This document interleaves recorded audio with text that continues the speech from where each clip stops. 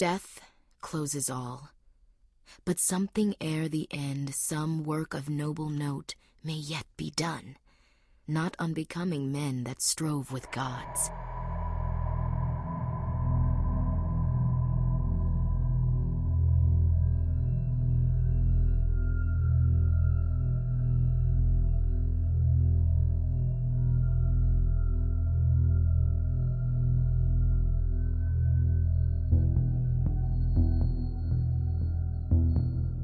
Ladies and gentlemen, hello and welcome to the 128th episode of the Retrotopia podcast. My name's Alan, and after 2 long years worth of pestering and badgering and bullying, I am finally getting the chance to talk about my beloved Mass Effect. That's right, the guys finally just caved in, really, and decided in order to shut me up, they were going to give me the episode that I desired oh so much. So I'm going to go into great detail about how and why I love this game so much.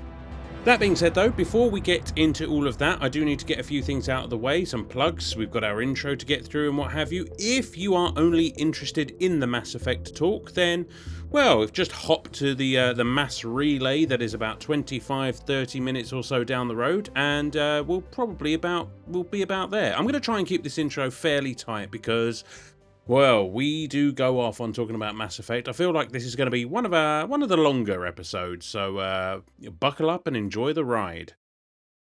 So, Linktree/Retrotopia, linktr.ee/Retrotopia is where you can find all things Retrotopia. You can find our socials, you can find our TeePublic/Dashery page for all of our juicy merchandise. You can find our Discord, which we always encourage you to join and come and have a chat with us. We're always available. And you can also find our Patreon. Now, our Patreon at the base level is free, and you get access to, obviously, Retrotopia. You get access to our Quick Play mini review series. You get access to Brian and Joe's Retro Bites 15 days early, I believe, still. And you also get to comment, vote in polls, just get involved, and all of that good stuff. That being said, we do also have a $2 tier where you get all of the above. Yeah, I'm doing my best. All of the above, as well as the ability to not only pick a quick play game and throw it at a host of your choice, you also get access to our New Game Plus show, which is more of a modern gaming review show, roughly every month or so, when we can get things to line up, busy jet-setting individuals as we are. We've got a universe to save, but we do our best to get those out to you on time, of course. Now then, something that is available to all Patreons of any tier is our 9-bit banter box, which is undeniably the most culturally elegant part of the show.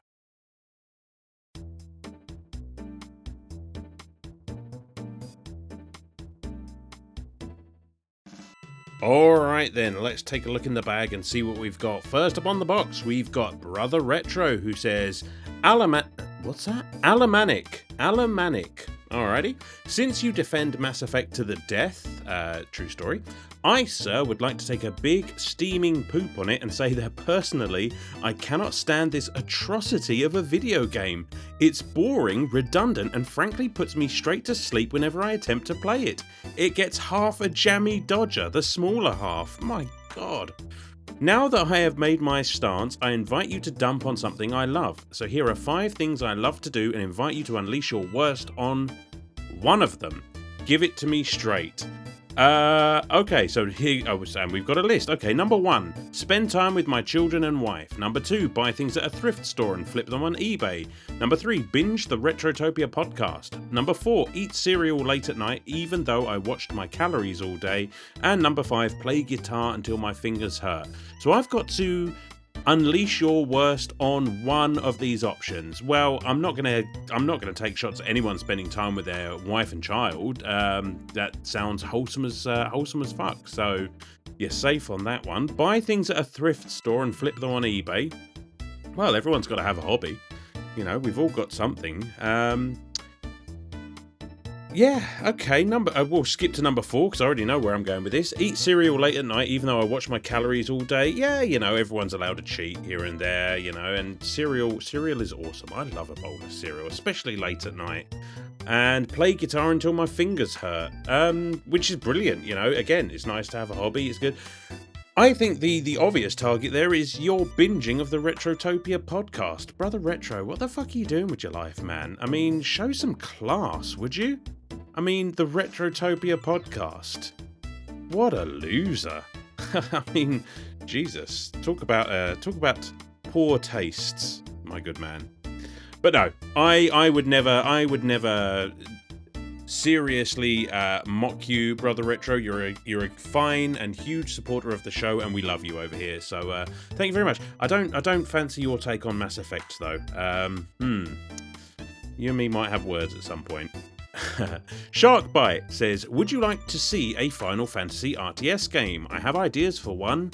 Would like to hear your thoughts. Sharkbite, yes, that sounds absolutely fantastic. Now, it's not that I'm not the biggest fan of RTS games, I just haven't had a whole lot of experience with them. Although, that being said, I think we've got one coming up on the show. I think we're playing Warcraft 2. That's an RTS game, I think.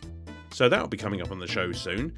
But no, I love the idea. And I think what I would like to see for it is for it to go down the Final Fantasy Dissidia route and have all of the different worlds collide at once. So I think if you had every game sort of heroes as the general of their own army from that world, and all of these different armies coming together and you're fighting against all the other casts from all the other games, I think that could be quite interesting.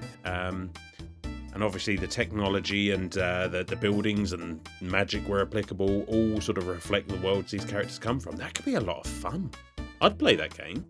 Good idea, Sharkbite. I love it. Supercalifragilisticexpialidocious says there is a zombie post-apocalypse and you can choose one celebrity to be by your side. Which celebrity would you pick? I thought this was going to be a difficult question, and then it jumped into my head completely unbidden. There is only one correct choice for this question, and it is Nick Offerman. Because Ron Swanson. I mean, I think Nick Offerman is more or less a real-life Ron Swanson. I don't think the character is too far away from him.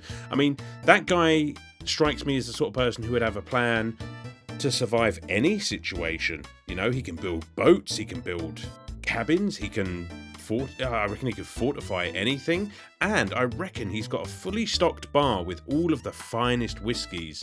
So I could see myself, riding out the zombie apocalypse in a rocking chair next to good old Ron Swanson there, and enjoying some delicious single malt. Yeah, so that's my pick. Philip, my mouth with farts, says, hi Alan, we know that the Switch sold like absolute gangbusters, and when the Switch 2 gets going it will do the same. However, I bet in a large majority of cases the Switch is not the primary console.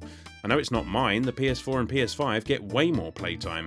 My question is, what do you think Nintendo could do to make their consoles the primary console of their owners? Oh, blimey.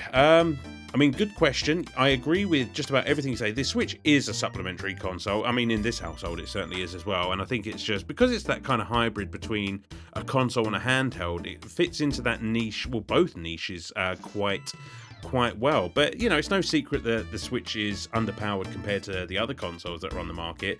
I don't think that they do. And I don't think that they want to, frankly, because Nintendo consoles have never necessarily been about the power of the console and the bells and the whistles and all the rest of it. They are more affordable than the other ones and get by on the strength of the fact that they have an absolutely outstanding lineup of first-party IPs. So, I mean, would they want to? I mean, you could argue that Xbox is sort of on the way out as far as consoles go, and I know there's the argument either way on that one, but it could happen, which would mean that Nintendo has to sort of swoop into that second place position there, but I don't see them ever going primary console. I suppose they would have to compete for power and get it on a par with something like the PS5, which is a bit of a beast of a console, but do they need to? With the Marios and the Zeldas and things like that. I don't know. You know, it seems like a lot of money invested for something that they don't have to do. I don't know. Good question, though. Good question. Dave McGuinness says, "Good day, sir. You must choose from each of the following. You must choose from each of the following. Jesus Christ, no idea what's wrong with me today. NES or Master System." Okay. That's a toughie. I mean, I know historically I would say Master System, but over the last couple of years playing games for this show, I have played, because I never had an NES back in the day, and it's only sort of as an adult that I've been able to delve into the NES library, and more I'm finding these titles that I've heard of but never played, and they are really showing what that console could do. You know, Batman, Bionic Commando, Contra, or Probotector if you prefer. You know, there's been a lot of games we've played while I've been part of this show that have really... I mean, I would die in the hill that the Master System is, from a technical point of view and colour and what have you, the better console. But I think library-wise, I'm going to have to go for NES, and I feel dirty. Nobody tell Brian about this, all right? Because I will never live that down. Next up is the SNES, the Megasys, or TurboGrafx 16/PC Engine. I have never played a TurboGrafx 16 PC Engine, and is that worth it? You know, I'm a big collector of consoles. Is that something? I know there's a couple of Castlevania games on it that I'd be interested to see how they run. I have no idea what the library is like. So let me know. Is that console something that's worth me taking a look at? Otherwise, no, it's definitely the Mega Drive or Genesis or the Megasys, as we call it, because that console has my heart and my soul. I love the SNES, don't get me wrong, but the Megasys is the winner for me. And finally, the N64, Saturn, or PS1. I know you think I'm going to go for the Sega Saturn, but again, I'm going to buck the trend and go for the PS1, because that's the console that I spent so many hours playing in my sort of youth and teenage years. All those many hours spent on Final Fantasy games, Resident Evil, Silent Hill, God knows what else. So I just have, even though the Sega Saturn did have a massive place in my heart back in the day, and I would carry that thing around me wherever I went, but the PS1 I just invested so much more time on. Fantastic library. Thank you, Dave. H says, "Hey Alan, I recently got together with every Sonic game I could find, and I'm planning to start playing through them from Mega Drive to Dreamcast. What highlights can I expect from the Blue Hedgehog?" I would argue that just listen, I put in my Sonic bias aside because I like a lot more of the Sonic the Hedgehog library than most people do. Obviously Sonic 1, 2, 3 and Knuckles, absolutely flawless. I say trilogy of games because I lump Sonic 3 and Knuckles together. If you're not playing them together, you're doing it wrong. But yes, that is just an absolutely stellar collection of games there on the Mega Drive. You can't go wrong with that.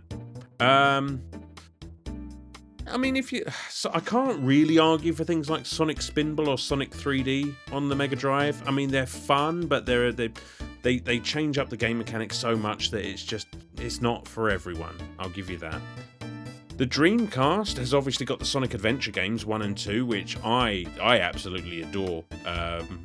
As far as taking Sonic to 3D, which he's not always done all that well in, I think they are fantastic games. What I would say is don't count the Master System out if you can get hold of. I think a lot of those games show up on collections like Sonic Origins Plus collection and things like that. You can find quite a few of the Master System games, and they are really, really good as well. So I would not count those out. See if you can't slip a couple of those into your list there. Sonic Chaos, Sonic 1 and 2. I can't remember what the last one was called now. No, anyway, it's gone from my head. But yeah, check it out. And then finally, the big deal. And I'm going to have a sip of water here. Goodness me. The big deal says, "Now that we've heard your Arnold impression, what other celebrity impressions can you do?" I didn't even know I could do the Arnold impression, if I'm completely honest with you, the big deal. It's going to be a very boring answer because I don't really do that many impressions. I mean, listen, I know everyone has tried an Arnold Schwarzenegger at one time in their life, and, most of us can get pretty close. I'd never actually tried talking as Arnie for that long, and I get kind of held together well enough, but it wobbles in places, but you know, I appreciate the feedback on that. I mean, when it comes to doing silly voices, as I so often do on the internet, I mean, I do try, I take inspiration from people and characters and what have you. And like when I was doing the audiobook, Half Made Up, available on Audible. Go check it out, shameless plug.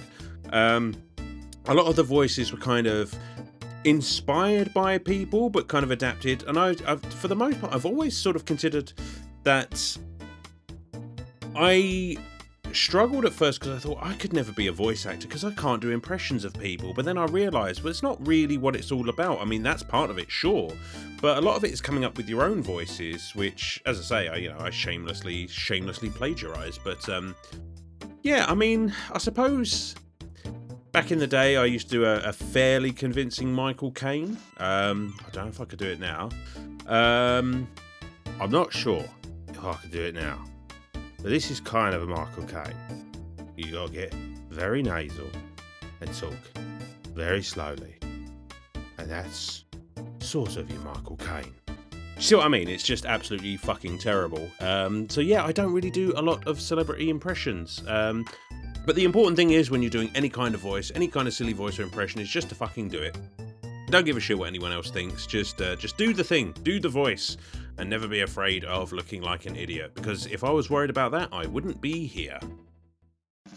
Alright, that wraps it up for the 9-Bit Banter Box. Thanks as always for writing in, guys. Good batch of questions this week, as they always are, but we're going to move along. I did say I was going to try and keep this tight, and I'm failing spectacularly.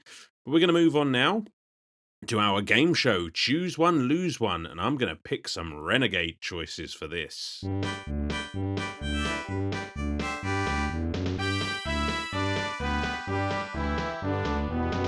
Ladies and gentlemen, roll up and choose your power-up from the game of the week.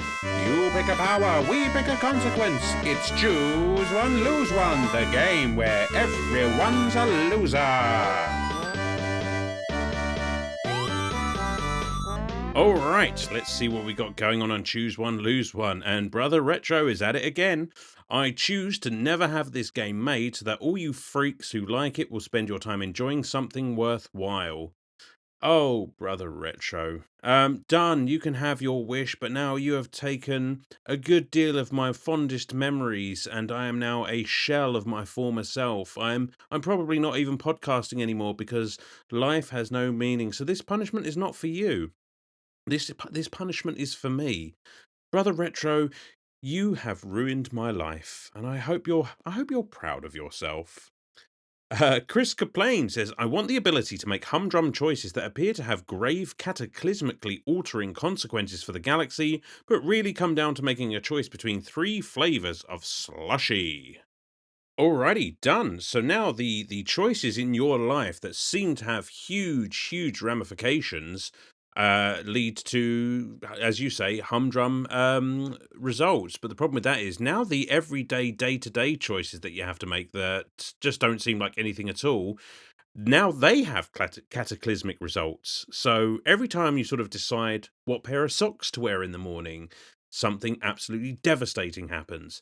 Every time you decide what breakfast to eat in the morning, your house collapses or something like that. So you have now flipped the script. So good luck.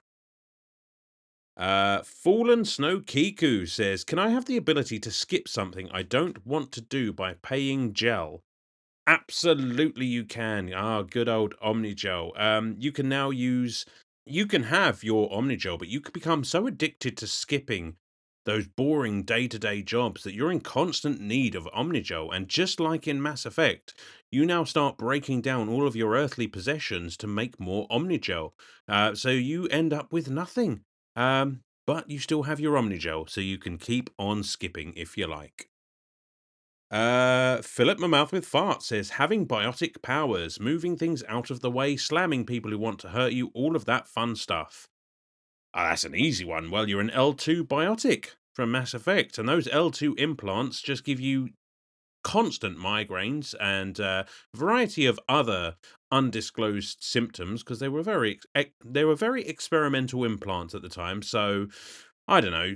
You get migraines all the time, and every once in a while, when you use your Bartic powers, you're going to shit yourself because we haven't done that one in a while, and I miss it.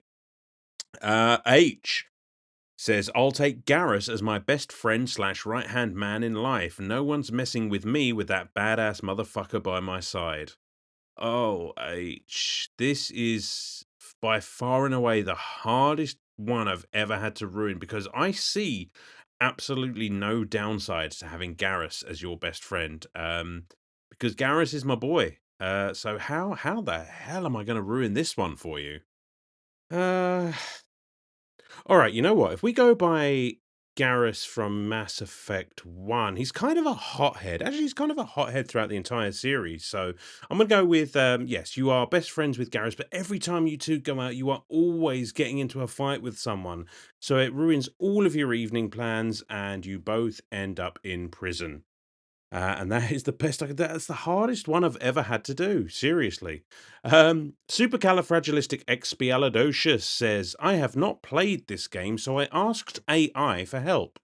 For the Mass Effect episode of Retrotopia, I'd choose the Omni tool because its ability to instantly fabricate tools, translate languages, and repair electronics would eliminate almost every daily inconvenience. This versatile wrist device transforms mundane tasks like fixing a leaky faucet or navigating a foreign city into effortless operations. Ultimately, it offers the perfect blend of practical utility and futuristic convenience to conquer a dull, mortal existence rather. Supercalifragilisticexpialidocious. In the Mass Effect universe, AIs are actually illegal. So you've turned to an AI for help for this question. So you have broken the law, and CSEC are after you now. And yeah, you're going to end up in prison next to H and Garrus. So well done. And finally, Radmac said, choosing alien sex no matter the consequences. Do your worst. It's Rex. You're going to have sex with Rex. There's no chance you're surviving that, mate. In fact, any Krogan, male or female, that's the alien sex that you're going to have. Oh, Jesus. Let me know when you get out of intensive care. All right. That's it for Choose One, Lose One. Thanks for playing, guys. As always, we're going to try and make up some time here as I do a little bit of that silly voice acting in the Gentleman's Interlude.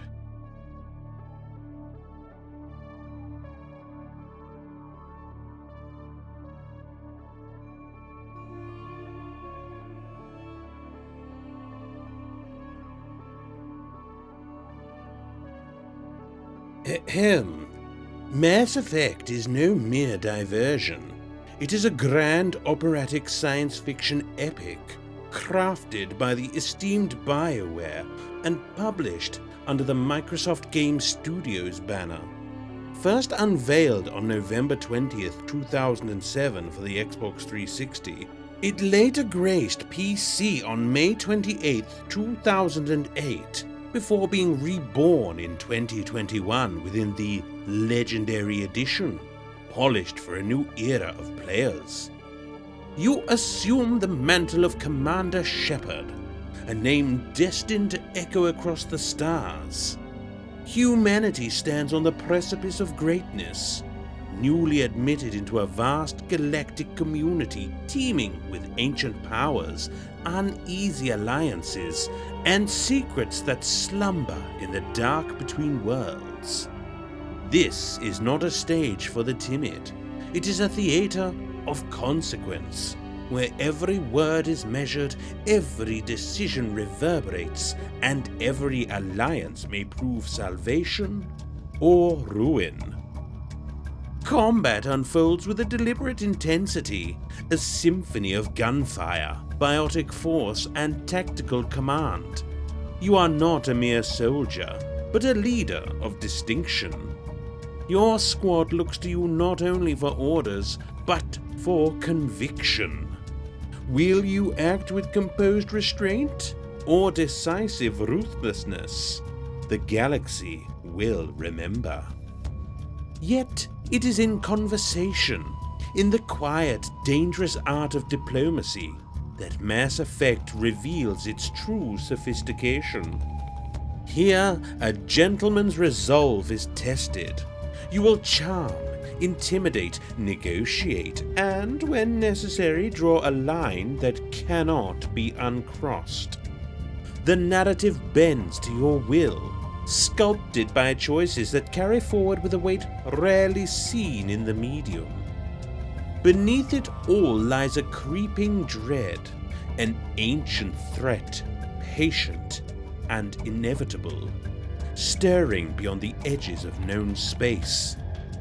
As Shepard, you do not merely fight for victory, you stand as the last resolute bulwark against extinction itself.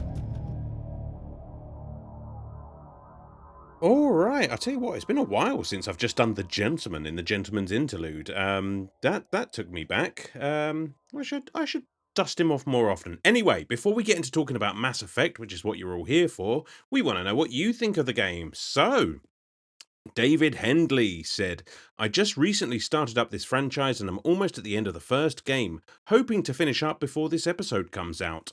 That said, I am loving the characters, the story, and can't wait to get on to the second and third game of the trilogy. Excited to hear what you guys say about it. Oh, don't worry, you're about to find out, David. Hooli, the Destructor, said, I love this game. It's a really hard one to recommend nowadays, though, because the mechanics haven't quite aged well and the gameplay can be a little slow at the start. That being said, anyone who hasn't played this definitely should give it a shot. You won't be disappointed. Could not agree with you more.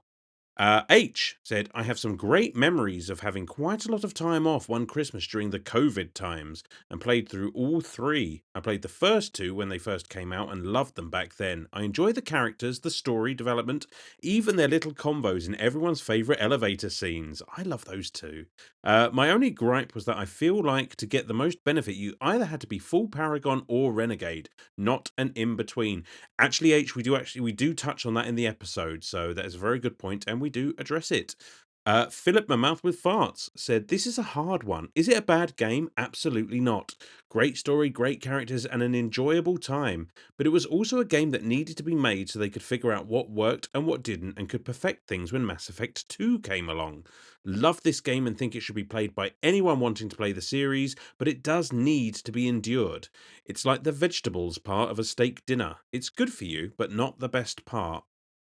Okay, that's an interesting take. I don't know if I agree with all of that, Philip, but I respect it. Fallen Snow Kiku said, I think this is the game that solidified both my love for RPGs and games with great immersive stories. When it came out, I was 12. Oh god, I'm old. And quickly became obsessed. I couldn't get enough of the world and characters and beat the whole thing in record time. I played it again recently as part of the remaster, and while the gameplay doesn't quite hold up as good as it used to, I still think it and its sequels, not Andromeda, which is my second most hated game of all time, are masterpieces. Weakest of the trilogy, but when that trilogy is as good as Mass Effect, that's not a bad thing. You really hated Andromeda. I know Andromeda got a lot of hate. I actually quite like Andromeda. I mean, it doesn't stack up against the trilogy, of course, but I still had a good time with it. But that being said, I haven't played it since it came out, so maybe I should give it another crack and see how it's held up. Chris Kaplane said, Start of the best trilogy in gaming of all time. The original was a fun romp of a space opera RPG that once I got into, I couldn't put down. Today it's overshadowed by its sequels in terms of quality, but this leaning more into its RPG mechanics is something I'll appreciate a little more. Agreed. Brother Retro. Sorry, I'm rushing through these because I'm aware that I have overcooked this intro by quite a bit. Brother Retro, loud and proud despiser of this series and all the games like it. Am I being overly harsh for the sake of reaction? Of course I am. Do I really hate the game as much as I say I do? Of course I do. Either way, I'm excited to hear people I love talk about things they love. So get on with it, you big lush. Brother Retro, I've never met anyone who had that much hatred for Mass Effect. This is a new experience for me. I'm gonna have to pick your brain at some point and just we're gonna have to have a discussion about why, because I respect it. I respect your opinion. Listen, you like what you like and you hate what you hate, and all opinions are welcome here at Retrotopia. But I am interested to find out why you hate it so much. And finally, Randy Berridge says the foundational game for probably the best trilogy in all of gaming. I only played this within the past 2 years, and even with no nostalgia, I found this game still holds up. This game still holds up. The sequels easily rank high on my favorite games of all time list. I was really taken with the world building, the characters, and the story. My biggest gripes with this game was the planet exploration with the Mako and the convoluted inventory system. They streamlined both of these things in future games, which made it much more enjoyable. I also think the DLC missions were less memorable than ME2 and ME3, but that's an unfair comparison as those are some of the best DLC missions ever. True, true. I'm really excited to hear you all talk about this game. I think this is such a fantastic series. I would lay down my life for Garrus. Big shout out to Alan for being my sage of wisdom through the series. Getting to share a beer in person and gush about this game together is a great memory I hold. We hold the line. Yes, Randy agreed, absolutely, and yes, the beer that we shared in person, no less, to talk about Mass Effect and what have it was spectacular. Let's do it again sometime. But before we do, in the meantime, we're going to talk about a little game called Mass Effect. So thanks everyone, guys, for writing in as always. We love your interactions; it's so much fun, and this has been a great time. So hopefully you enjoy the episode as much as we did recording it. So fill up your pockets with sweet, sweet Omni Gel and prepare to climb aboard one of the greatest spaceships ever made in science fiction, and I will die on that hill as we discuss Mass Effect, released for the Xbox 360 in November 20th, 2007. Thanks for listening, guys. Enjoy the show.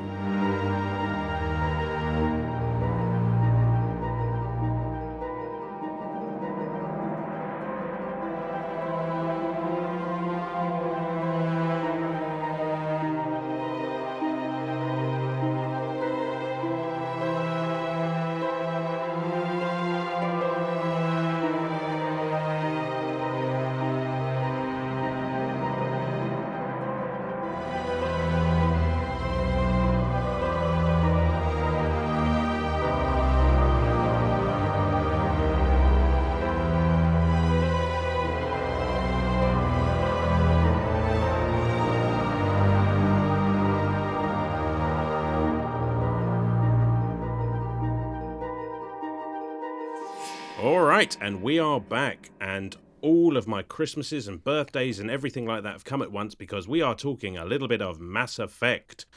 My name's Commander Alan, and with me today are two members of the SSV Retrotopia who, by the end of the episode, I'm going to do my best to try and bang.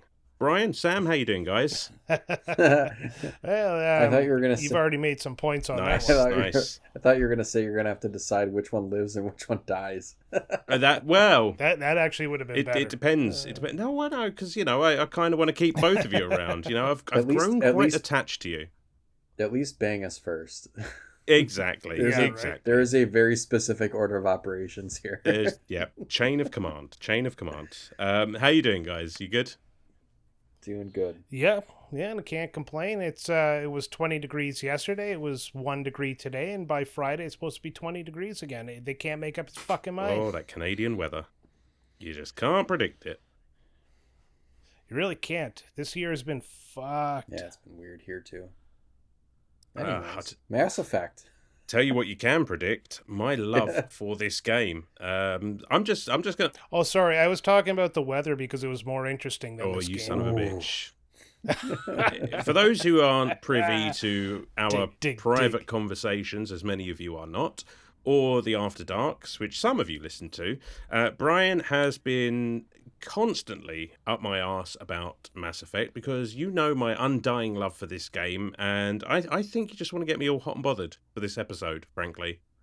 And it's working spectacularly because I'm just gonna come out hard and fast and just say this game is spectacular. I'm not gonna hide anything. I'm just gonna wear my review on my sleeve. I know my history with the game. I played this back in the Xbox 360 days, probably not far off its release in 2007. And a friend of mine who, knows what I like video game wise just said, here, check this out. It's a bit like Knights of the Old Republic. I was like, sweet, okay, I'll give this a go.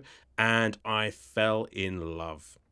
I've played it This is probably my Chrono Trigger, Brian, if I'm honest. That's just that game that you'll play every couple of years or so, just go for another run and just love it like it's new. Yes, every couple of years.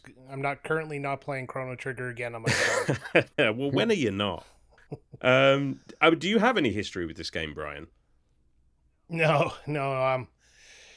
This is my first playthrough of the game, and I will reserve my thoughts for throughout the episode about what I feel about it. And the reason I didn't jump on the Mass Effect bandwagon wasn't because, oh my god, it's not my precious turn-based RPG. It's because it was a space shooter, and I was just not into space shooters at the time, and I looked at this game, and everybody hyped it, and then it got to that point where I felt it was overhyped, so it could never live up to the expectations I've built in my head over this game. So I kind of just let it, disappear from my memory there. And of course I keep seeing the Legendary Edition and stuff like that, and everybody says you got to play this game. So why not? We have a podcast. People like listening to podcast stuff. People like listening to opinions, I guess.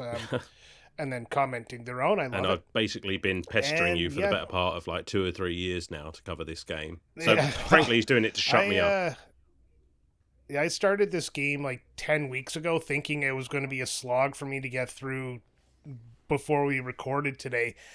And I ended up finishing it in about a week and a half, which, considering I didn't do a lot of the side quest stuff, so I'm not going to have a lot to say on that, but normally finishing a game in a week and a half is a good sign for a game. Yeah, normally. I think this game is a lot shorter than even because I do all the side stuff, and I do like explore every nook and cranny of the galaxy. And even with all that going on, it's not the longest game in the world. There's a good amount of content there, but it is surprisingly short when you're just looking at the main missions. But I think that's where the game kind of wants to encourage you towards all of that side content and just to explore this wonderful galaxy that they've created. You're out to save the universe, not have fun. True enough, but it would be a crime not to explore this wonderful universe they've created. Sam, what about you, buddy? Yes, sir. I have not played this. My history is I downloaded it on Steam earlier this year and figured out a way to get into EA, and because EA's got their greasy paws all over this game now. But yeah, no, I'd always heard that it was good, and I played KOTOR, and I didn't love it the first time I played it, KOTOR that is, and this is, very similar, I guess, in style as far as, like traveling around in the ship and the way you can talk to people and explore environments and stuff. But I love the combat. I thought, like that was something that I wasn't expecting. When I heard people say it was like KOTOR, I thought it was going to be kind of that, like, Dungeons and Dragons style, like dice roll in the background, roll to hit type thing, because that's really what's going on in the background of KOTOR. 100%. But this is like the perfect mix of like an active RPG and a shooter, because like the way that the weapons overheat or you've got cooldown on certain things, but you can still kind of like actively run around and fight is very, very neat. So no history, but pretty cool game if I say so. And real quick up top, I have not finished it yet because I did not have time, but I'm probably more than halfway through at this point. I know really enjoying it. So, you are not far from the end, knowing exactly where you are in this game. Like you are cool. You are one end game away from finishing this game. Because like I say, there aren't that many main missions in this game, but this is going to be fun because obviously I've got a rich and storied history with this one. You guys have never played it before, so it's going to be nice to have an opinion, somebody seeing it fresh. This is going to be good. And where to begin? Like I said, I mean, as I said in the After Dark there, I rarely plan for episodes because I'm a bit of an idiot and I'm not very good at this. But I have actually got a skeleton, at least, of a plan for this one. That's how much I care about Mass Effect. So I do want to talk a little bit about the premise of the game, not necessarily the story. We'll save that towards a bit later on. But just to sort of set the table, as it were, for sort of what's going on. And I'm not going to dump this on anyone else because that would be unfair, and I kind of want to splurge. So it's 2138. And humanity has taken to the stars, having found, I guess, the remnants of an ancient spacefaring race that led them to the Mass Effect relays, which are a network of, I guess you kind of think of them as jump gates, which take them around the galaxy, which brings them sort of into the galactic community as a whole, and all the trials and tribulations therein. And while on a shakedown run of the new SSV Normandy, which we'll talk about later on, our Commander Shepard, and he really is your Commander Shepard, which is one of the things I love so much about this series. Just the choice and the sort of character building is very much down to you yourself and your decisions. You are basically being assessed to join the Galactic Council's Special Forces and Tactics. I can't remember what Spectre stands for now. That's embarrassing. And while on a mission to Eden Prime to, I guess, fetch this Prothean beacon, which is basically a remnant of this ancient spacefaring race that went completely extinct for reasons, it all goes a bit tits up. And thus, a race against time to save the galaxy from an impending doom begins. Without giving too much away. So, Alan, go on, Brian. Wait, what year did the game take place in? 2138, I think, wasn't it? 2183, noob. Favorite game I have. 21. All right, well, a bit of numerical. A little bit of numerical dyslexia there can be forgiven. Numbers were never my forte. I know more about Mass Effect. Oh, he is. That is it. This is the slow death of Retrotopia now, because he is never going to let me live that down. But yeah, what did you guys sort of think of kind of the premise and kind of the world that they created, that BioWare created for this game? It just like was so immersive. You know, like you start off on the ship, right? Uh-huh. I almost can't remember back to when I first started playing it, but like obviously you start off in the ship and you do that first mission, you come back and then you end up in I think it's called the Citadel, right? That's kind of hub world, or kind of like the place where you is your home base more or less. And it's like, wow, they really do a lot of world building with different races, and you know, there's not a ton of different alien races, but there are enough to make things interesting, and they're all kind of cohabitating this citadel. There's like a council, and you can tell right away that like humanity is like the new kids on the block, and they're not fully accepted by everyone. So there's a lot of kind of cool intrigue that way too, because I think Shepard is the first human Spectre agent, if I'm not mistaken. Correct. Yeah. I found the reveal of what's his name? I had his name in my head a second ago. The guy who turns out to be the bad guy, the other Spectre. Saren Arterius. Saren, thank you. I found like that whole thing almost felt not explored enough by the time they did the whole reveal that he was actually like betraying people. I really wish they kind of spent a little bit more time introducing you to who Saren was, because you know, he's a Spectre. You expect him to be a good guy. He's well revered within the council, but you see him betraying his buddy there, and then from there you don't really know his exploits as a hero. I really wish they actually made Saren kind of portray Shepard as opposed to that other whatever race that Turian. is.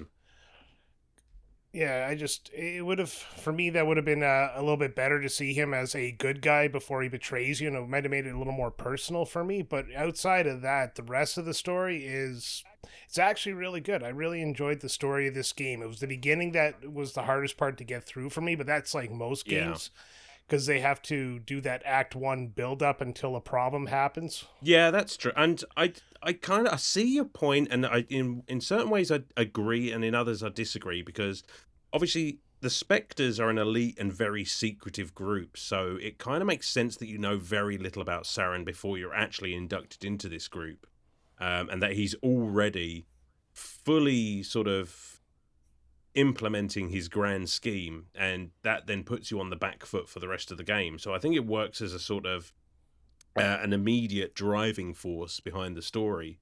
But I can forgive wanting to know more about a character like that, and they have explored it more in books and things like, and supplementary sort of stuff. Yeah, I mean, if I'm playing a video game, I don't want to have to read like a nerd in order to learn more of the story.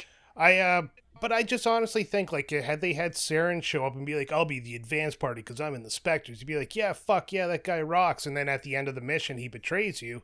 It would have been more like, dick. And then, I don't know, it's like I said, it's a minor detail of the story. I still like how it turned out, but I just really didn't feel they built up Saren as this good guy before they turned him into a bad guy. He was always the bad guy to me, so Spectre or not, I don't see him as any sort of good person. Like, he's never done anything good in my eyes. That's kind of the point of the character, you see. I mean, in talking to Captain Anderson, and I know we're already going way off base here, but Captain Anderson details like his history with Saren and just how much of a fucking bastard this guy is. Like, he will literally do anything, kill anyone to get the job done. This was never a nice guy. This was always a ruthless, cutthroat prick. Even so, they could have still showcased him as on the same side as Shepard in that before they turned him into the bad guy. That's fair enough. Because that's all it is when they get to the end of that mission, it's just Saren's killing that other goth, whatever. And fuck it, I can't remember the races, all right? It's been a while since I played the game, we'll get into the races. I'm leaning on you guys to correct me on the races. Anyways, nevertheless. Which one is the dude, the big dude? Sorry, not to derail you. Rex. What is Rex? Krogan. That's the one. Okay, sorry. Yeah. All right. Sorry. All right, my train of thought is... oh, fuck. I'm sorry. But yeah, no, it's a valid point. What do you reckon, Sam? Yeah, it is. I mean, they kind of just fly out the gate with Saren being, the bad guy. But... I think they do that in order to set up you go back to the Citadel and the Council is like, well, there's no proof and he's this upstanding dude. And it's like, are you kidding me? Look at this guy. Looks evil as shit. He's like half made out of machine and he's clearly the bad guy. Actually, are you kidding? He might as well have a neon signpost. Right. Yeah, the Council was actually one of my favorite parts of the game because they were so political. It actually felt realistic. Yeah. Because it was just literally, we will do nothing unless we have the opportunity to do nothing else. Yeah. Right. Yeah, I agree. Very, a little bit close to home, really. Yeah, right. It almost reminded... It's like, oh, yeah, the humans are the old ones? How come you're acting like all of our politicians on this planet? Yeah, sure. Go ahead, It kind of reminded me of just like the over the top kind of I don't want to say generic because it does have its own style, but like the kind of like generic futuristic looking sci-fi of it kind of reminded me of like Rick and Morty when they're in like the Council of Ricks. Like the I haven't watched in between that in dimensions. Yeah. It's the Citadel is the Council of Ricks. See that. Yeah. Fuck. I mean that. Thanks, Sam. That does actually like tie in quite nicely to like the visuals and what I wanted to talk about, like the actual feel of this universe. Because what was very kind of common at the time is that dystopian kind of everything's brown and grey kind of Gears of War future. And what I really love about Mass Effect is that it paints an almost 1970s, 90s, 1980s view of what the future would be. Everything's very slick and clean, and everyone's in these kind of cheesy uniforms and what have you, and it's that idealized view of what the future would look like sort of 30-40 years ago. Yeah, I do appreciate like a nice clean looking future every now and then instead of just a nasty like RoboCop looking future. It's like we're gonna have technology, but only some people are gonna have technology. I mean, let's be honest. Like that's the way we're headed, is the gritty, dirty looking future, and not the nice, Sure. cool Yep. future. But Yeah. so maybe that's why I like it more, is because it's like, yeah, this is the idealized version of what the future could be, rather than what we're getting. Yeah, I 100%. do like the community inside of the Citadel. I like how it feels alive, in much as you could have on a DVD, which housed only so much storage. You walked around and there's always something going on. There's people walking. Uh, I'd love to see what they could do with like today's technology and make these people more living, because a lot of them were just stationary or had like a small area of movement on them. But it still made the Citadel feel like a home, like a community, like a city Yeah, almost. yeah. So that was really well done. And like you said, the clean, futuristic, 90-degree corners and white and blues and all that stuff that makes you feel happy was present here. And it really did add to the aesthetic of the entire Citadel itself. 100%. It's more a sort of Star Trek future than a Star Wars future.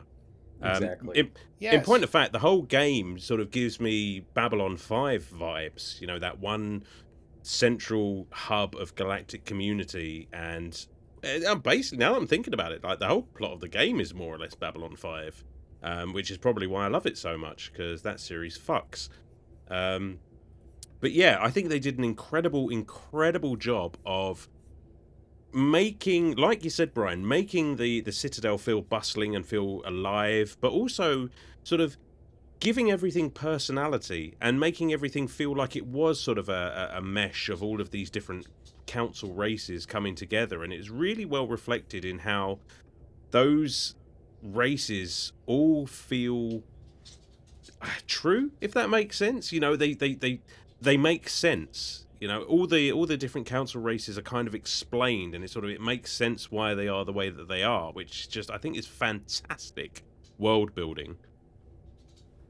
Yeah, and they all have like It they is. all have prejudices against each other too, a little bit, right? Like, because aren't the Sure. Krogans kind of like, there was at one point like the Krogans were conquerors, were very warlike, and Yep, I yep. don't know the whole backstory of it. I'm sure it's all in the books and things, but like there's one point, I don't know. Well, we're gonna spoil things, right? Like Oh, I yeah. will be spoiled by the end of this too, so yeah, so I'm not too worried about it. But like, there's one point where you're talking about how Saren is weaponizing Krogans, and then you've got a Krogan on your team, and so then I had to talk that guy down and stuff like that. So it's like there is like this, yeah, just interspecies prejudices and stuff, not just towards humans. So it's kind of cool to see how they all interact. The Krogan were basically sterilized because of their Right. exploding population, and they're just Yeah, they were just genophage. fucking like rabbits.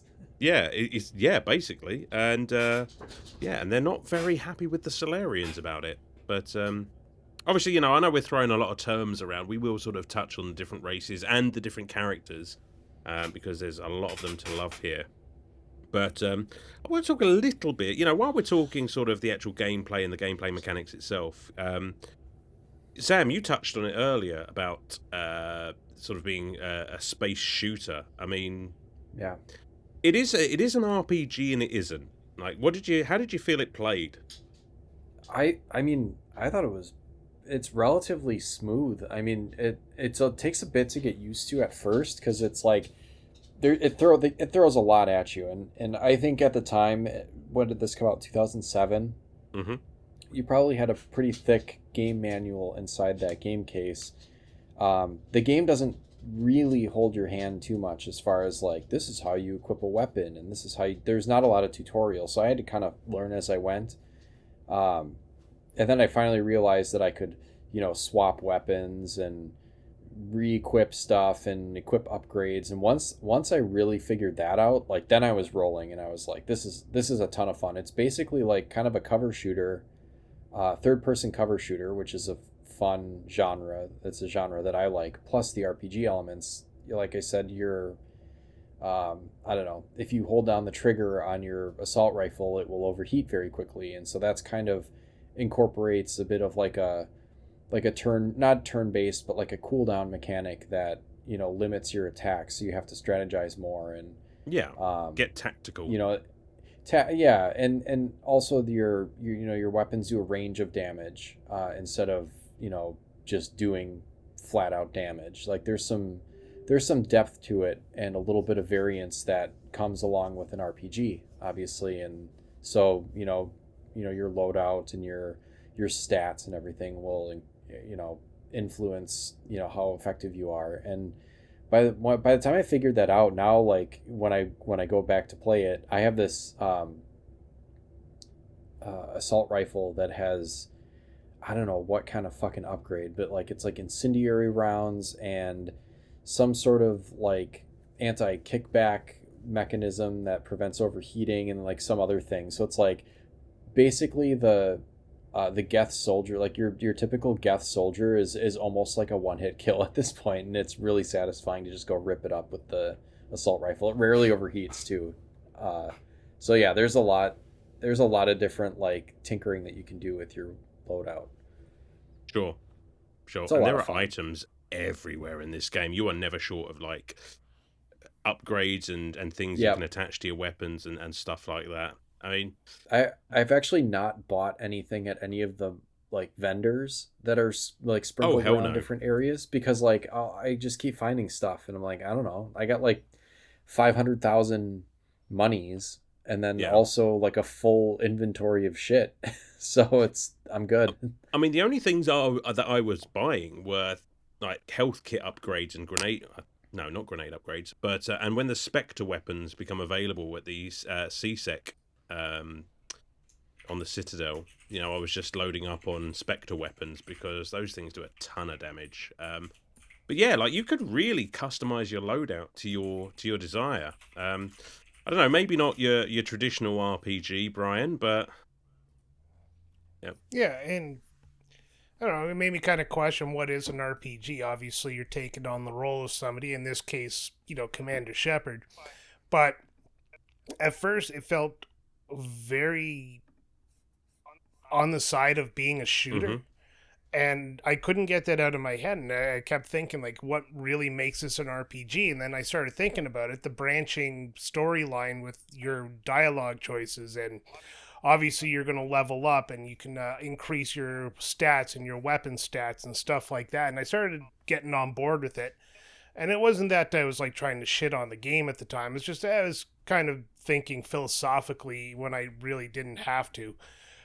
I think the thing that takes me out of the whole RPG mindset is the shooter game. So when you are traversing the lands, you are playing a shooter, but at the same time, you're almost locked into a path most of the times. Like you have a certain direction it's going to force you to go. You can fall off stuff, but not often do you get multiple routes to get to a location. Like if you look at that mine you find the scientist in, what's her name? Liara, yeah. You look at that one. It is very linear, even though it looks like it's wide open. So that's also what made me, kind of realize it's very RPG-ish. Overall, I think there's... I get why it's an RPG. I understand that the shooting just makes it an action RPG overall. I did enjoy, like Sam said, upgrading my weapon. I also didn't buy anything. Actually, I don't even think I bought the Spectre weapons or anything from the Spectre people. I just equipped what I found, and it seemed to be good enough. And other than that, it was just take cover and shoot until you win. Yeah, because the item drops do tend to level up with you as well. So you're constantly finding weapons that are suitable to your level, which is nice. And, simply just look for the thing that has better stats than what you've got, equip it. Yeah, and, that's pretty much how it went. Yeah, and you're off to the races. And I agree that some of those story areas, I mean, they had some side stuff to do for the most part, but, there is some linearity to... Oh, there's no problem with it being linear. It's just that's one of the aspects that made me think of more RPG rather than open shooter. No, I completely... But what I wanted to say, I wanted to contrast it with some of the other planets that you go to. the ones that you fully explore with the Mako. I mean, because that's a very Let's get into the Mako next. go. You got some stuff to say about the Mako? I dislike the controls of the Mako. Is that the I truck? hate pushing up to go Yeah. forward. Yeah. Oh. And trying to aim while you shoot and you're holding up and you're trying to turn with the stick. Just give me a fucking pedal. Yeah, the turret fucks your Make the old directions. It's really funny. Yeah, just make the R2 button the pedal and let me turn the turret, with the fucking... Oh, God. It annoys me. Then they have a whole mission where you have to use it for the whole fucking mission. And I did do one side mission planet because I wasn't exactly sure how the story unfolded at the time. And I landed on this planet and I had to fight this giant, like, worm, or I think it was worm, or Yeah. something that comes up from the ground. And yeah. God knew you'd know the name of it. But I had to fight that and it took me like 6 attempts because I couldn't get the fucking stupid vehicle to do what I wanted. And you have those jets to make a jump and then you have the boost to go forward, and the thing would just hit me like it was nothing. I used it as kind of a way to learn how to drive in that thing, but by the end of the game I still was running into walls and stuff because it just controls so poorly. I mean, There, I'm not gonna argue with that. I mean, the problem is that I don't have the benefit of having played it for the first time, and I'm sure back when I first ever played this game, I probably agreed with you, but it's just been, I'm so used to the controls for the Mako now, it does not bother. But I can see how, especially over some of that terrain you need to traverse, I mean, it can be a pain in the arse to climb mountains to get to your next objective, because those planets are completely, for the most part, optional. And you're literally put in this great big square of map, and you can drive around to your heart's content, investigating anomalies on the map, looking for resources on there, just collecting things that may or may not be useful later on. And, it's a fun little sandbox to drive around in. And it's something that it's only in the first game. And really? That's a bummer. Yeah, I mean, a lot of the planet scanning in future games is literally like sending out probes and whatnot. But I've got a soft spot for the Mako. I like that little thing. It is a little tough to get used to at first, but once I kind of did I did that Thresher Maw mission first, which is maybe not the easiest one because that thing had a lot of health, and I didn't really quite understand all the controls. So I found that secondary weapon, which has kind of a longer cooldown, and I would just kind of like draw it out, pop it a couple times, do a lap, like repeat. Yeah. And that's how I ended up beating it. But then future missions with that, and it's a great way to pick up XP. And that thing is a tank. Like, yeah, little guys are like shooting at you, but they're pretty fucking useless against it. The only real threats are like the actual, like rocket turrets that are surrounding some of those, like bases and stuff. Or those Geth Colossus. Yeah, those things are tough too. But like, I would rarely, after that first Thresher Maw mission, I rarely got through all my shields and actually started chipping away at the actual structural integrity of the whatever it is, rover. I don't know. It was, it's fun, and it's a great way to like I said, you can just, I would go out of my way to make sure I was killing every enemy because it was just an easy way to pick up all the experience points, because it's just like you zoom in and like a couple shots from the little pea shooter turret and you're killing all these Geth, and it's a good time. Absolutely. Yes. And if you take too much damage, just ride off over a hill and slap some Omni Gel on everything, and everything's right as rain again, which again is another thing I miss in Mass Effect is Omni Gel. The magical goo that does everything. I like that concept, that it's just like, you need to fix your starship hull, Omni Gel. You got to cut, Omni Gel. It is called Omni Gel. It's true. It's absolutely fantastic. So I could do with some Omni Gel on my lower back. I think that would. I think it would fix me. I'll put some Omni Gel on your lower back. Thank you, Brian. I appreciate that. You've just got an extra point that you might still lose by the end of the episode. Speaking of points and building people, so how did you go about creating your Shepherd right at the start? I mean, because there are a few options to begin with. You know, there are a few different classes and what have you. I mean, did you go full soldier? Did you mix in a little bit of biotics? I mean, what was your style? Default, and then guess it. That's right. Default.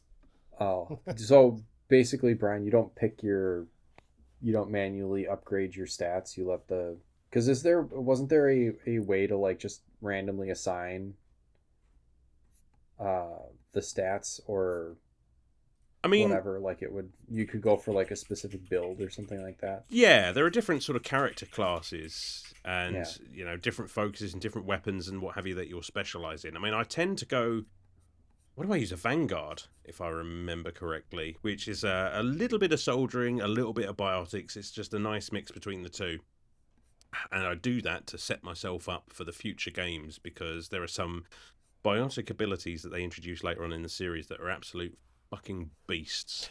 I had to look it up. I couldn't actually remember. Okay, I actually have an answer. Go ahead. Now. Okay.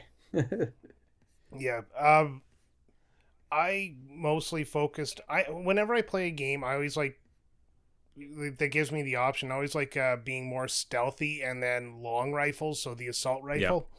So I put a lot into the assault rifle on Shepard, and what's that thing called? The assault rifle? Did I say assault rifle already, or sniper rifle? No, you didn't say sniper rifle, but that's what I was expecting you to say. Yeah, okay. I know you're a... Sorry, sniper rifle is the one I should have said at first, and then assault rifle was kind of my backup, because I'd always do the battle from a distance. You love a sniper rifle, don't you? Yeah, and then after that, I always had one character like locked and loaded with hacking, because, you always got to have a character to hack. Oh, buddy. Essential. Yeah. And then other than that, it was, decryption, electronics, then basic and combat armor and stuff like that, just to upgrade their defensive ability, because, I expect my teammates to run out into firefights, and if they don't, I will put a marker so they do run out, so they can distract the enemy and I can kill them from behind.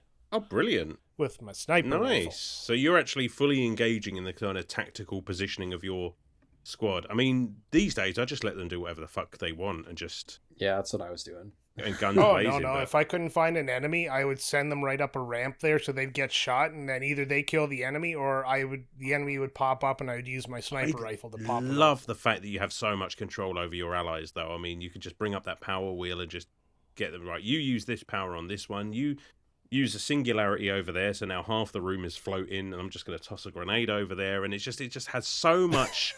scope. It's true, yeah. Just there's a lot of ways. Like how you said that, it's like, look at all these tactical stuff you can do. I literally put a marker so they would run to a location and get shot. There was no tactics involved. Brian, if they shot back, bonus. That is directly from the Zap Brannigan School of Tactics.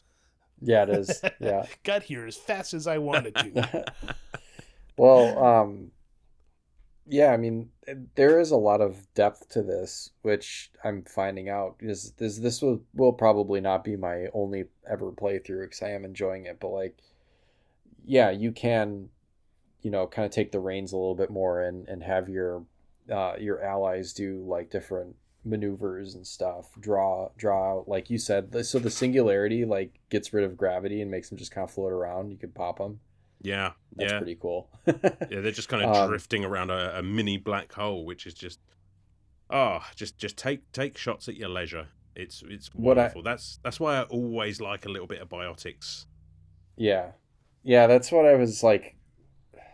Like the biotics, I didn't quite understand. Like I don't fully understand all the stats. Like this is a pretty deep and there's a lot to this game, and that, like we said, we're not going to be able to cover it all, and you wouldn't be able to, necessarily, unless you're like using a guide and like reading up on it. And I mean, there's so much layers to this that like a first playthrough is almost like play it through and then go play it through again if you enjoy it, and you'll find more things, or you'll understand more as you go through. I did. For sure. I don't know. Like I don't mess with my allies. Like they can go do whatever they want. I don't care. Like I'm pretty much a one-man wrecking crew. But it's nice that you have that option. You can play it either way, which is, I mean, I do tend to level up. Like, absolutely, the hacking, the electronics and stuff like that are essential. My main focus for any playthrough, and this sort of takes us into a little bit of the morality system behind the game, which I love, is always making sure my charm, or if I'm going that way, my intimidate, are as high as they can possibly be at any given time. That is my main focus of any playthrough, because that ability. Oh, you had the up the charm. The charm is what got you laid. Well, and meant well. I mean, I'm pretty sure you can get laid without charm. Not if you're me. But there are so many situations, especially later on in the game, where a high charm or intimidate, if you like, can get you out of some sticky situations, and it just opens up some really fun options in dialogue, and can get you some tasty rewards too. But it's all tied into the morality system, much like Knights of the Old Republic, and so I'm interested. Yeah, you playing like a saint, or are you guys out to piss the universe off? Like every Fable game that's ever been out there, I have a pathological need to be the good 100%. guy. Yeah, could not agree more. Too. Yeah, it's like if I do something mean to somebody, I actually feel bad. Like the options there, I'll hover over the angry option, and I'll be like, no. He'll might bite me in the ass later, and I'll go be nice or something. Fuck. Also, I was always nice to the ladies because I really was trying to, if you know what I mean. I do. Yep. I do. Get your little mass erect. Get those alien boobs. Gosh, what? I mean, Yes. I always go towards the, whatever. I was always getting Paragon points, like those pop up in the corner, like when you have an interaction and it gives you points towards your morality, it'll say what it is. And I think I got Renegade once. Yeah. And then mostly I'm getting Paragon, so I think I'm like doing the quote unquote good thing. It seems a little bit, because that's another BioWare game, but like KOTOR had this sort of morality system where you're like light or dark side based on your choices. And I just remember like the kind of cool thing about that was if you were taking the like kind of the evil path, it was easier to get money, which was kind of a fun little twist to that. And like, but the thing with KOTOR was like, I was trying to kind of be bad, and like I would pick the mean responses, but then I ended up like super light side because like I didn't do anything actually bad. I was just like kind of a dick sometimes when I was talking to people, which doesn't count, I guess. This one, it really seems like your dialogue tree choices, it's a little more cut and dry. Like the top one is the kind of the virtuous one, and then there's a middle one, and then there's like the one on the bottom, which is like the, I guess, more or less evil one, because there's ones where the choices are just like flat out like kill him. And that's pretty easy to be like, okay, that's the ruthless one, and that's pretty clear. So I like that better than KOTOR in this game, where like it's much more cut and dry what the choices are, and you can very consciously choose to do like a Paragon route or whatever the evil one is. I don't think I got any of those points, but whatever. Yeah, I think they have to affect more, because sort of as far as the story goes, you are still confined by the necessities of your position. It's like you can't just go around slaughtering half the galaxy, because then you're basically no better than Saren. But at the same time, it is just how much of a dick you are to people, and just how ruthless you are. But, obviously you can't go around doing Sith things in Mass Effect, or else just the story would break down altogether. Yeah, and like in KOTOR, it was like you had to like straight up murder someone in your party and I couldn't even figure out how to do that, so it wasn't evil enough, so whatever. There you go. But yeah, I have played both ways, and a renegade playthrough can be a lot of fun.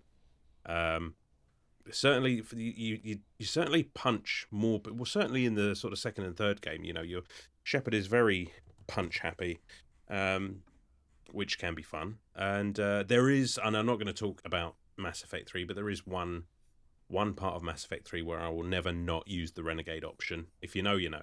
And incredibly, I don't. incredibly. I Well, somebody don't. somebody listening to this does know, and they agree with me. But I love it. I love a good morality system in games. But again, I am more or less 90% of the time leaning towards being a good guy because I like to feel. I don't think any game has ever truly perfected the morality system, though. Even this game, like, I don't know, just it's a good morality system. Don't get me wrong, but I just don't think anybody's ever really made the perfect morality system in games. I guess. Like, it's always a slider, right? Like, if you do 1 point bad, 2 points good, well, you're still good technically. But if you're in real life, if you do one bad thing, well, people aren't just going to forgive you because you did 2 good things. I guess, but I think you need to make it very cut and dry because people either want to go all the way good or all the way bad most of the time. So if they've got to kind of make that easier in order to, I guess, make it more accessible. I don't know. It is very sort of black and white, I agree. But I think that sort of serves. Otherwise, if you're sort of somewhere in the middle, you're not really getting the benefit of either. Yeah, I mean, I understand that, but I really want to see somebody come up with an idea that kind of gives you a range, and maybe not just good and bad, but you have like an up and down on it as well, so you could be good, but you've done bad things, so people won't forgive you, even though you're doing good. You'll get a benefit somewhere else. I don't know. I could probably, workshop this for days with 1,000 people and not come up with anything better. If only we had somebody who was studying game design. If we find him, we'll ask him. So, before we get into like some of the characters and the stories and the missions and things like that, into sort of full-on spoiler territory, I just wanted to touch on one last thing. The music. I think the music, especially this time playing it, having recently watched things like Stranger Things and all of that, I love that sort of almost 80s style soundtrack that this game has, just tinkering away in the background there. I think the music in this game is phenomenal. What do you guys think? Yeah, I don't remember the music that well, but it's usually a good thing when it comes to games. I mean, it probably fit the tone of the game pretty well. I'm end up going to have to listen to the soundtrack again, so I'll let you know later. I'll cut in something that's totally disjointed from the entire podcast. Oh, well, I mean, that's kind of our MO, is to be disjointed, so it'd fit. What about you, Sam? You like it? You like a good subtle. bit of 80s electronica, surely? Yeah. I mean, it's good, but yeah, it's definitely subtle. It's not very overpowering unless there's a way to go into the menu and fiddle with the options and turn the music up or something like that. It's fairly quiet and in the background, but fits it fits the tone. So yeah, I mean, nothing jumps out at me though. I think it's very dramatic and bombastic when it needs to be, and sometimes it's just not there at all. Like when you're driving around a planet's surface and what have you, it's conspicuously absent because that just adds to the atmosphere of emptiness. And right, yeah, that's perfect. Like I wouldn't expect there to be any sounds. Exactly.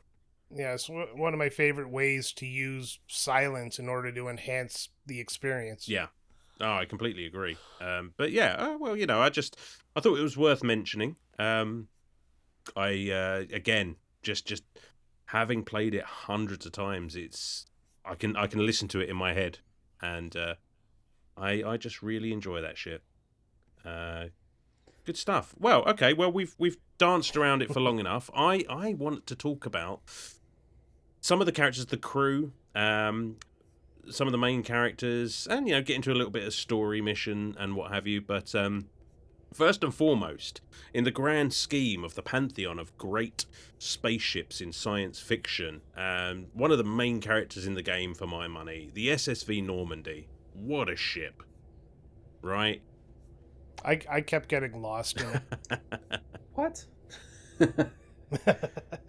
It took me a while to realize there was an elevator to go down or stairs to go down. I can't remember what. And then when I got down there, I couldn't find where I was supposed to go. And then I kept running up and down trying to find the trigger for the next event. And then I was just like, this ship's dumb. How fucking dare you, Brian?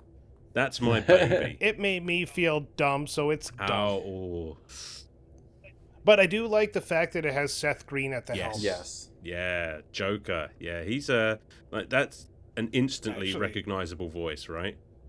Yep. Well, that and Keith David. Oh, Or David Keith. I can't remember how to pronounce his name, which it's way Keith, it goes. Keith David. Yeah, you've got me doubting myself now. Yeah, Keith David. Yeah, he's in everything, and you instantly know you do. him. You do. There is some good voice talent in here. I mean, Jennifer Hale, if you're playing the female Shepard.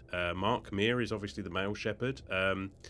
There are some, and especially as the series goes on, they get more and more. But this does have a stellar voice cast. Yeah, it does. One thing I like, what was it called? What was the ship called? Fuck. The Normandy. Normandy. See, I forgettable. was gonna, I was gonna say Nautilus, but I didn't find the ship too hard to navigate once you realize, like, basically, like, in the middle is basically the map, and then further back is the whatever room where you can summon the virtual council and talk to them, and then the very front is obviously the meeting room. Yeah, the meeting room, whatever. When it could have been an email, they have a meeting room. Exactly. Absolutely. Instead of having a console with, like, emails, you have, like, a full ass room you have to sit in. That sounds like a nightmare.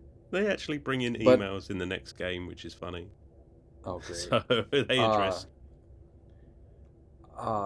Where was I going with that? Oh, finding the Normandy, like finding the dock. What, like, the first time you go to Citadel, okay, I got lost for like an hour trying to find the fucking dock. Yeah. They're like, "We'll go to the dock." It's like, where's the fucking dock? It's like, Yeah, go to this place. Just take a left there, and you're like, "Where the fuck am I?" And then you end up in this the security room, and then you're supposed to take an elevator. It from is there. Yeah, kind it's of like in weird that it's in the isn't middle of it? Like, CSEC. Yeah. yeah, it's Yeah. like I'm like wandering around that middle, like, whatever concourse, and there's signs everywhere and stuff, but still, like, it was just saying, like, this is the way to the Citadel, and or whatever, the chambers, and this is the way to the CSEC, and this is the way to the market. It's like, I don't want any of that stuff. I want the fucking dock. So I actually had to look it up. I'm like, where is this fucking place? Yeah, I'm not a big fast travel kind of guy, because I like to walk around, explore, learn how to navigate, on foot before I start fast traveling later on in the game. And this applies to every game. But my God, the second I learned I could fast travel in this game, I fucking hop from spot to spot to spot to spot. Yeah. I don't think I spent more than 2 steps inside the Citadel before I fast traveled. Yeah, man, I you fast see, traveled to, like, there's like that bar that you have to go to in the medical clinic and stuff. I just bopped between those with the tram. It is weird that there's no sort of fast travel point directly to the dock. You have to go to CSEC in order to, like, and so you have to know that that's where it is. And I've never thought of that before. So there you go. I'll take that on board. It's not gonna affect my score, but it's interesting. It's interesting. But yeah, I mean, the thing is with the Citadel as well. It's just like, it is. Once you get used to it, it's not as big as it first appears. Like, it does a really good job of presenting itself as absolutely massive. Oh, and yeah. You are supposed to poke around in every corner, because there are so many side missions that will take you off station to various parts of the galactic map to fetch or kill or otherwise. And it's one of those hubs where things tend to change after every main mission. So I usually find myself, like, going out, doing a main mission, and clearing the side quest, then going back to the Citadel and seeing if anything's changed, pick up some more missions, go out, etc., rinse and repeat. So I do try not to fast travel if possible, although by the end of the game, when I know I've done everything, then yeah, I'm hopping around that bitch as much as possible. Yeah, you got to. It saves you probably like 16 hours of gameplay not running back and forth. Yeah. But And yeah, one thing... The environments are very big. Like, you... Yeah. Yeah, but you are right, Alan. I mean, the way you can look up and you just see this expansive, like, sky and all these buildings inside the Citadel, it really does feel a lot bigger than it turns out to be. And once you do start to realize where you're going, like, after I fast traveled, you obviously still have to walk somewhere. You do start remembering paths and where to go and how to get there. And I think that's It's fun of exploration in games. Like, if you take a big open world game and you start to realize where to go without opening up your map, that makes the game a lot more fun because you're learning, like, the layout. And this game is no different to that. It does really make the Citadel more fun. The map is always the biggest when you don't know it at first. Like, the more you explore it, that map will shrink real quick. It's almost unless you're playing Valhalla, then it's way too big. Oh my god! I don't think I love Valhalla. Not to go off topic, but I love Valhalla. But I don't think I'll ever play that game again. That was just too. I'm still full up from playing that game. Like 2 or 3 years later. Jesus Christ. But yeah.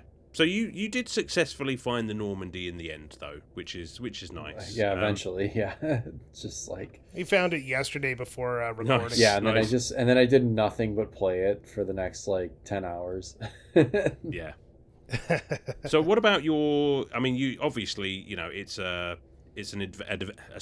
grand space adventure. You're going to pick up all sorts of weird and wonderful aliens to join your crew, humans and aliens alike. I mean, what did you think about the crew of the Normandy? I mean, not even just the playable or quote unquote playable characters. Are there any favorites? Any least favorites? I mean, talk to me. Like I said, I like Joker, but I'll let Sam answer. Oh, sorry. Well, I mean, I like the personalities that like the characters have, because even you're finding Rex and who are the alien ladies? There are like 2 alien ladies I found.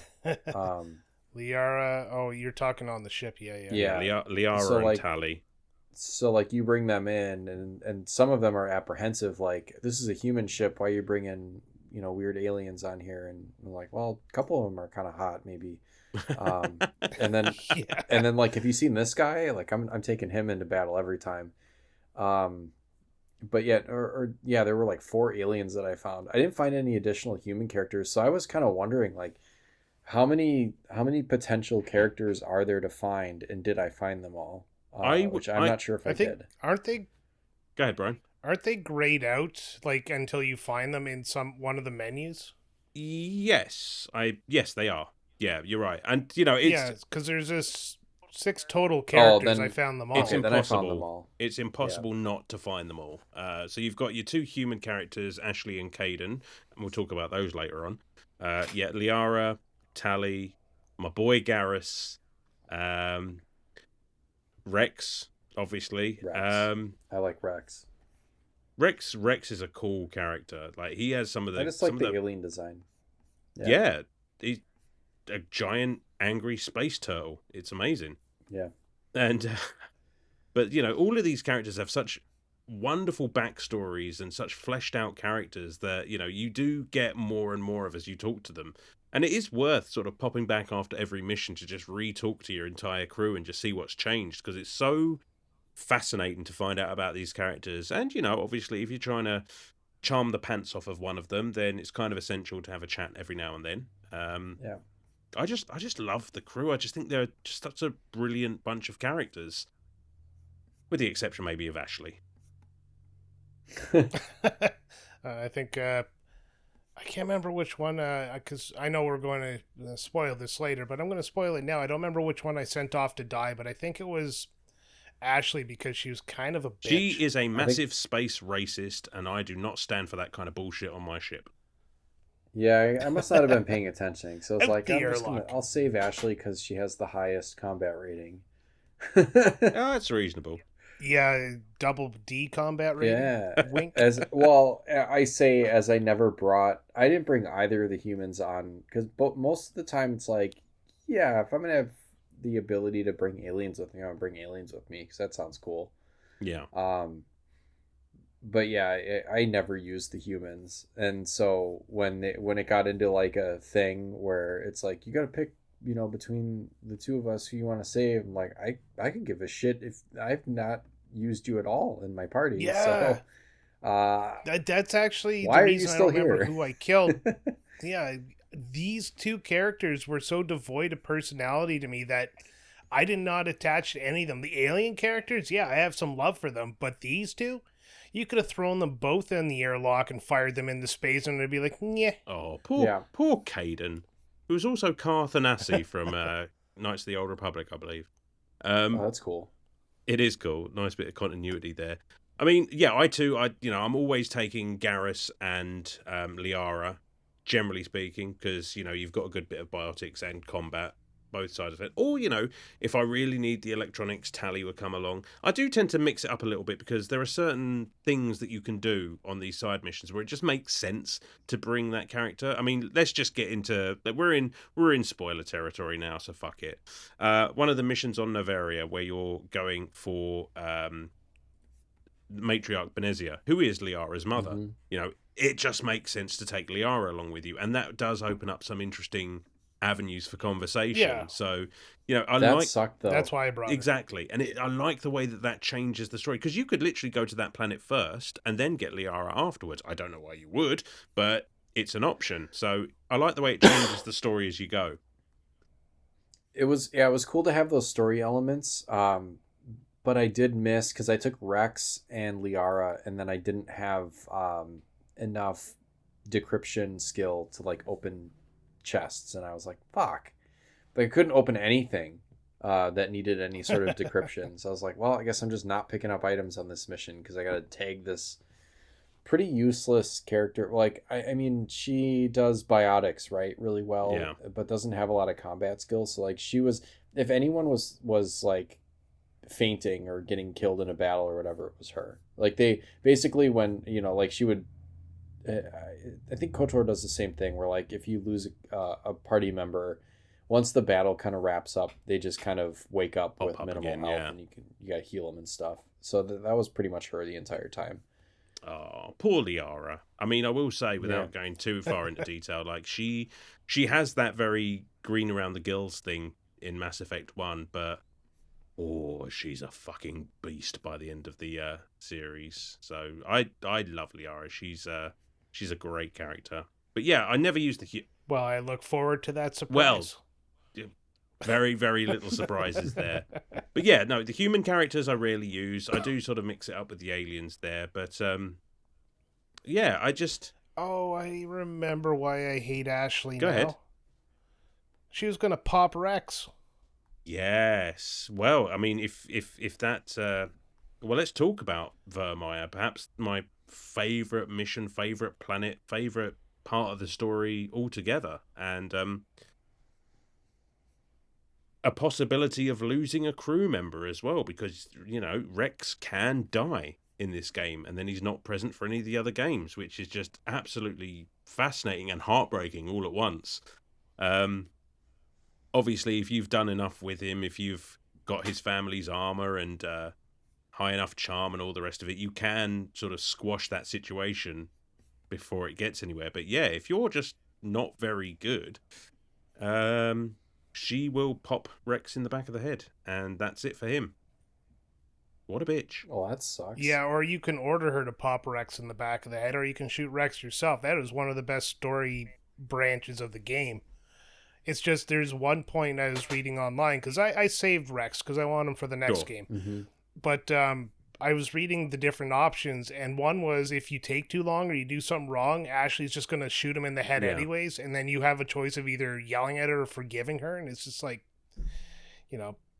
no, I'd rather Rex and Ashley. Ashley's been fucking useless my entire playthrough, so don't kill the guy I take with me on a lot of missions. Absolutely.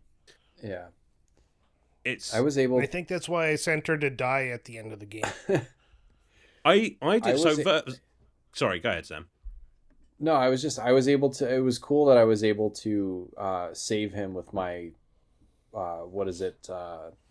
persuasion, charisma, charm. That's the word I was looking for. I had enough charm that I actually, I had enough charm and intimidation that when I got to that point, I had like all of the different options. Yeah. And I think it's cool that the charm and intimidate options are like blue and red.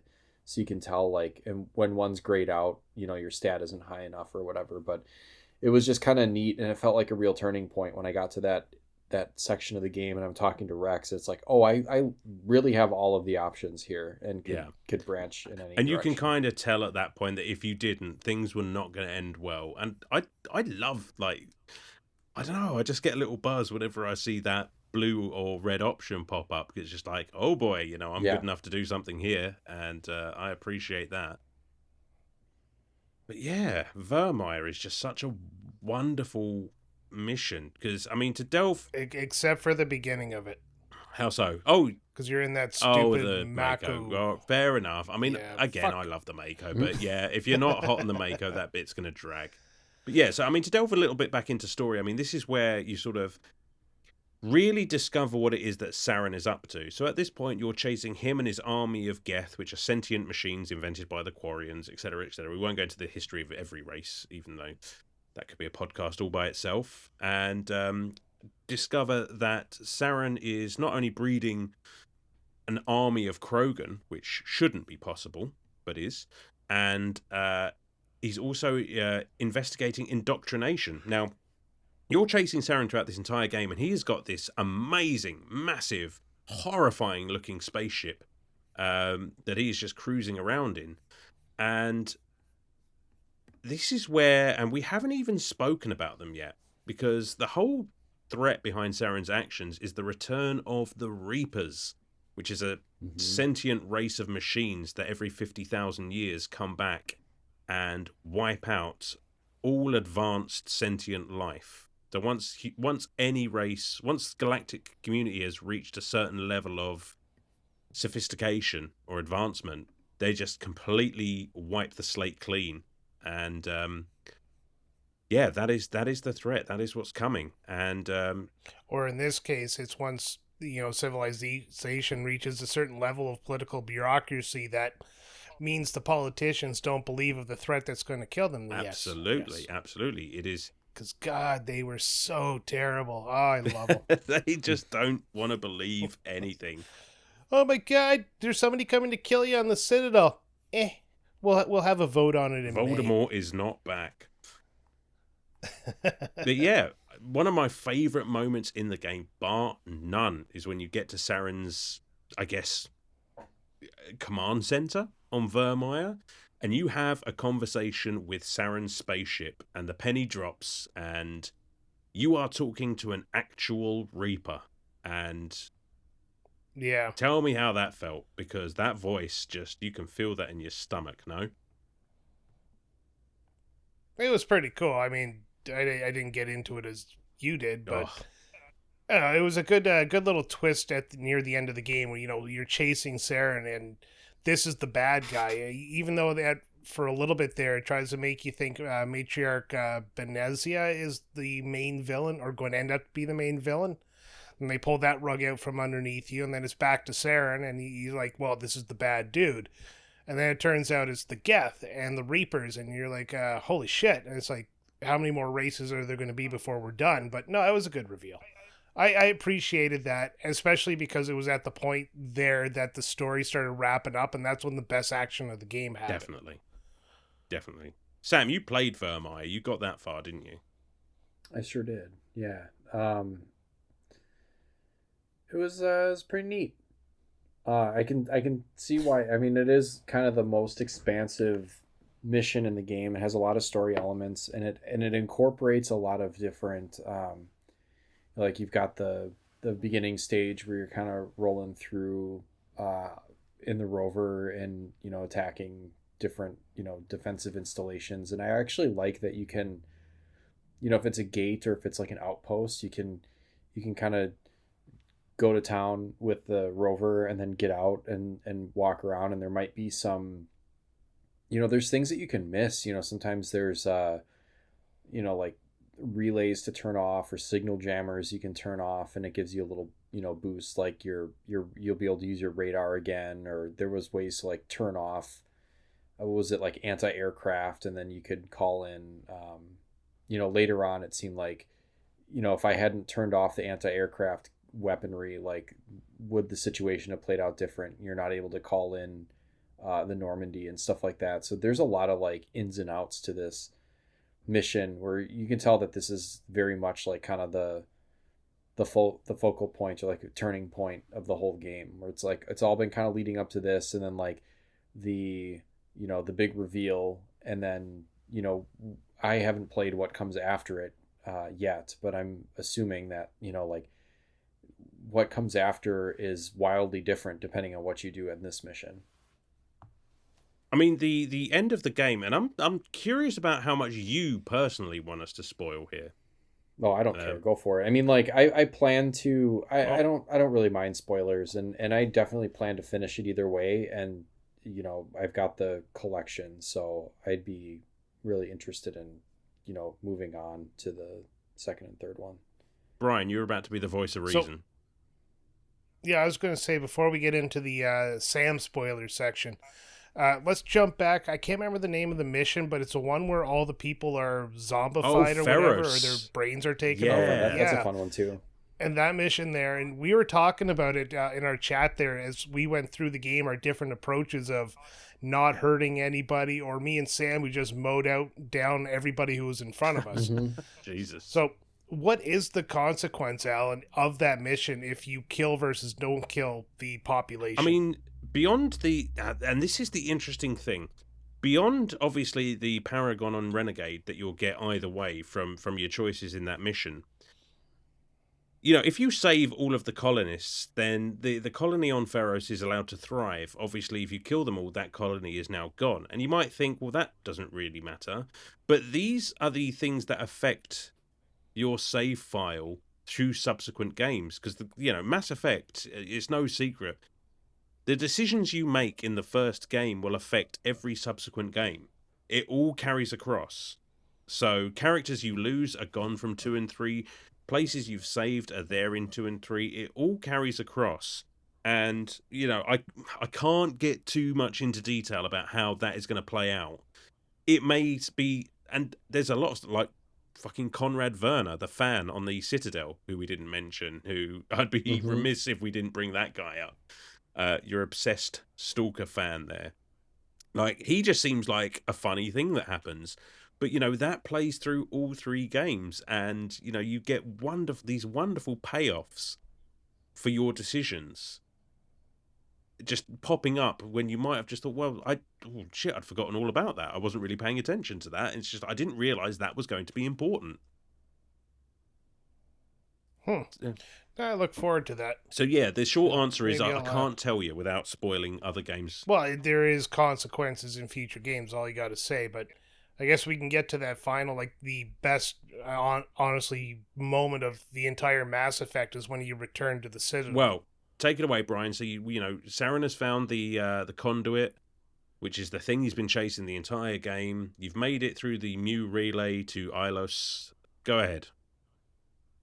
Yeah, you take that conduit back into the Citadel, which turns out to be basically designed by the Reapers, I believe, in order to, I guess, collect all of the organic life, and that way they can kill them in one spot, and that's where they come from, their own dimension, and that Citadel starts to close and stuff like that, and you happen to get just inside of it, and you're doing that mission where you're basically on the side of, I can't remember if it was outside or like whatever, but you're like tower. You're in space, you're obviously in the space suit, and you're jumping around, and the scope of what you're running around on was so massive. It was fantastic to look at.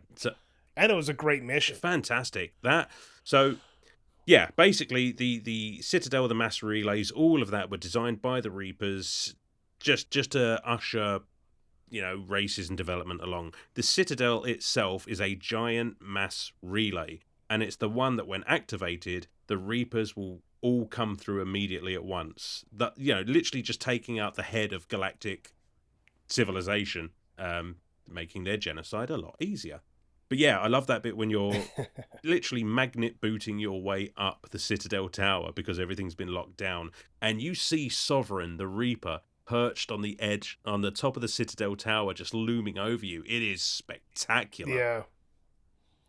And then that whole thing where, like, the Normandy's kind of locked in there, and then you get to a point where you got to choose. Do you save the Council, or do you save something else? And I chose the something else because it fucked me a cold day in hell before I save a politician's life over anything else.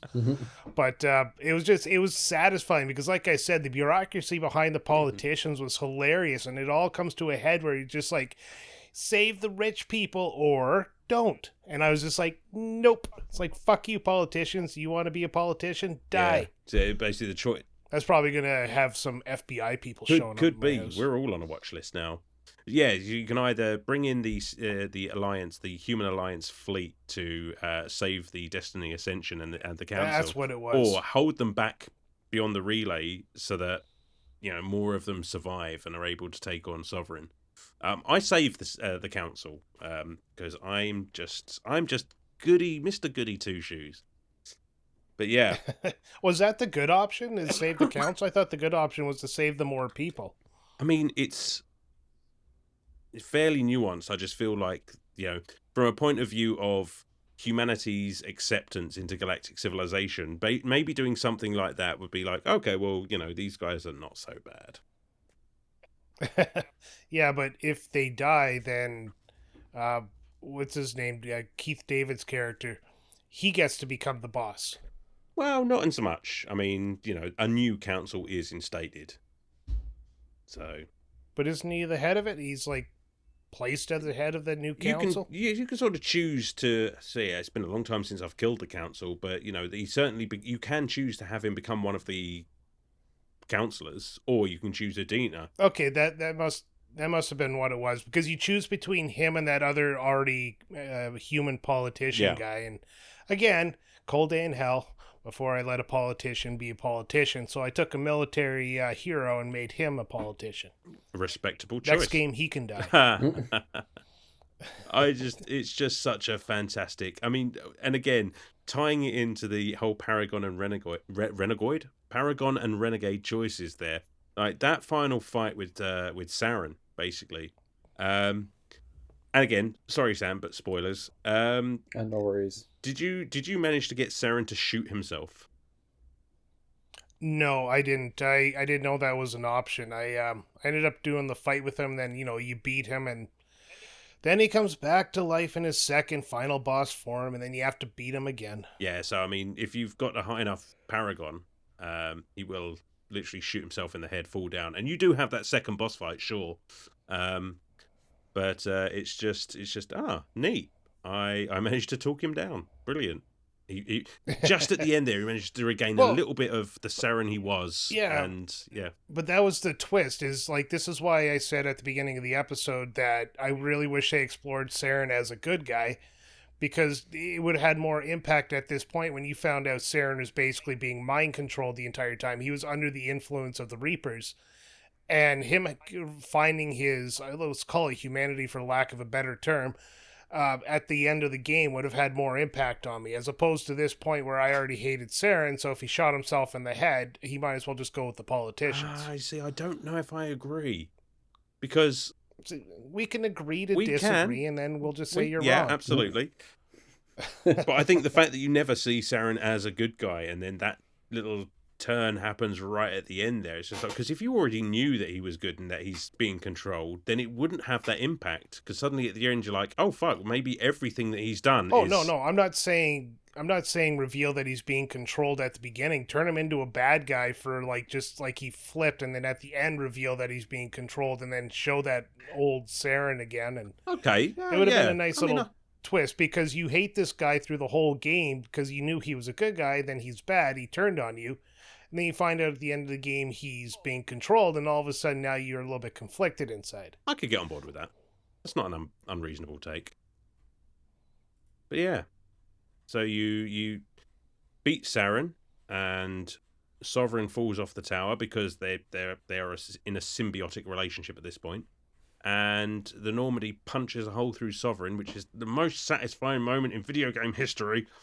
And all is well. And that's Mass Effect. And I'm certain that we've missed loads. It's impossible to cover everything in a game like this. But it would be silly if we didn't at least cover perhaps one of the most important things in the game, which is, of course, the romance options.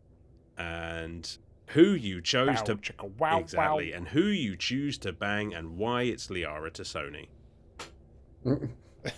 So wait, I haven't encountered any of this yet. Is it like something that happens toward the end game, or something that you can be like actively doing between missions on the ship? You have to actively do it. You have to continuously talk to your crewmates and then charm them as you go throughout, and you build up a relationship with them as you go. And when you get to a certain point, Liara wants to bang you, and then you go to your quarters and you Yeah, bang. it's Well, sort of shit, a. I didn't do any of that. There might still be time. Oh, Just keep prude. talking. Just keep talking. But yeah, it's sort of the. I guess At this point, it's like, hey, the game's almost over. You want to bang? you want to sleep with me or You what? could go with the "we're all gonna die" option. Yeah, I guess so. But it's it's kind of a staple of I almost said Bioshock. They're Bioware games, right? Especially Mass Effect, and it's been memed to death with the Shepard will bang okay stuff. But yeah, it's just, and obviously I think there's pretty much only 2 options in the first game, but that's something that they expanded. Don't worry, you can still bang half of your crew, maybe more in later games. So I don't know. It's just a fun little point of no return. Just before the end mission, we may not make it back from this. So, homie fucked a Martian once. Yeah. And Ashley was still racist. Yeah, and dead. Oh, she would have been if she wasn't dead by this Because point. I sent her to regain her family's honor and explode with a nuclear bomb. See you later.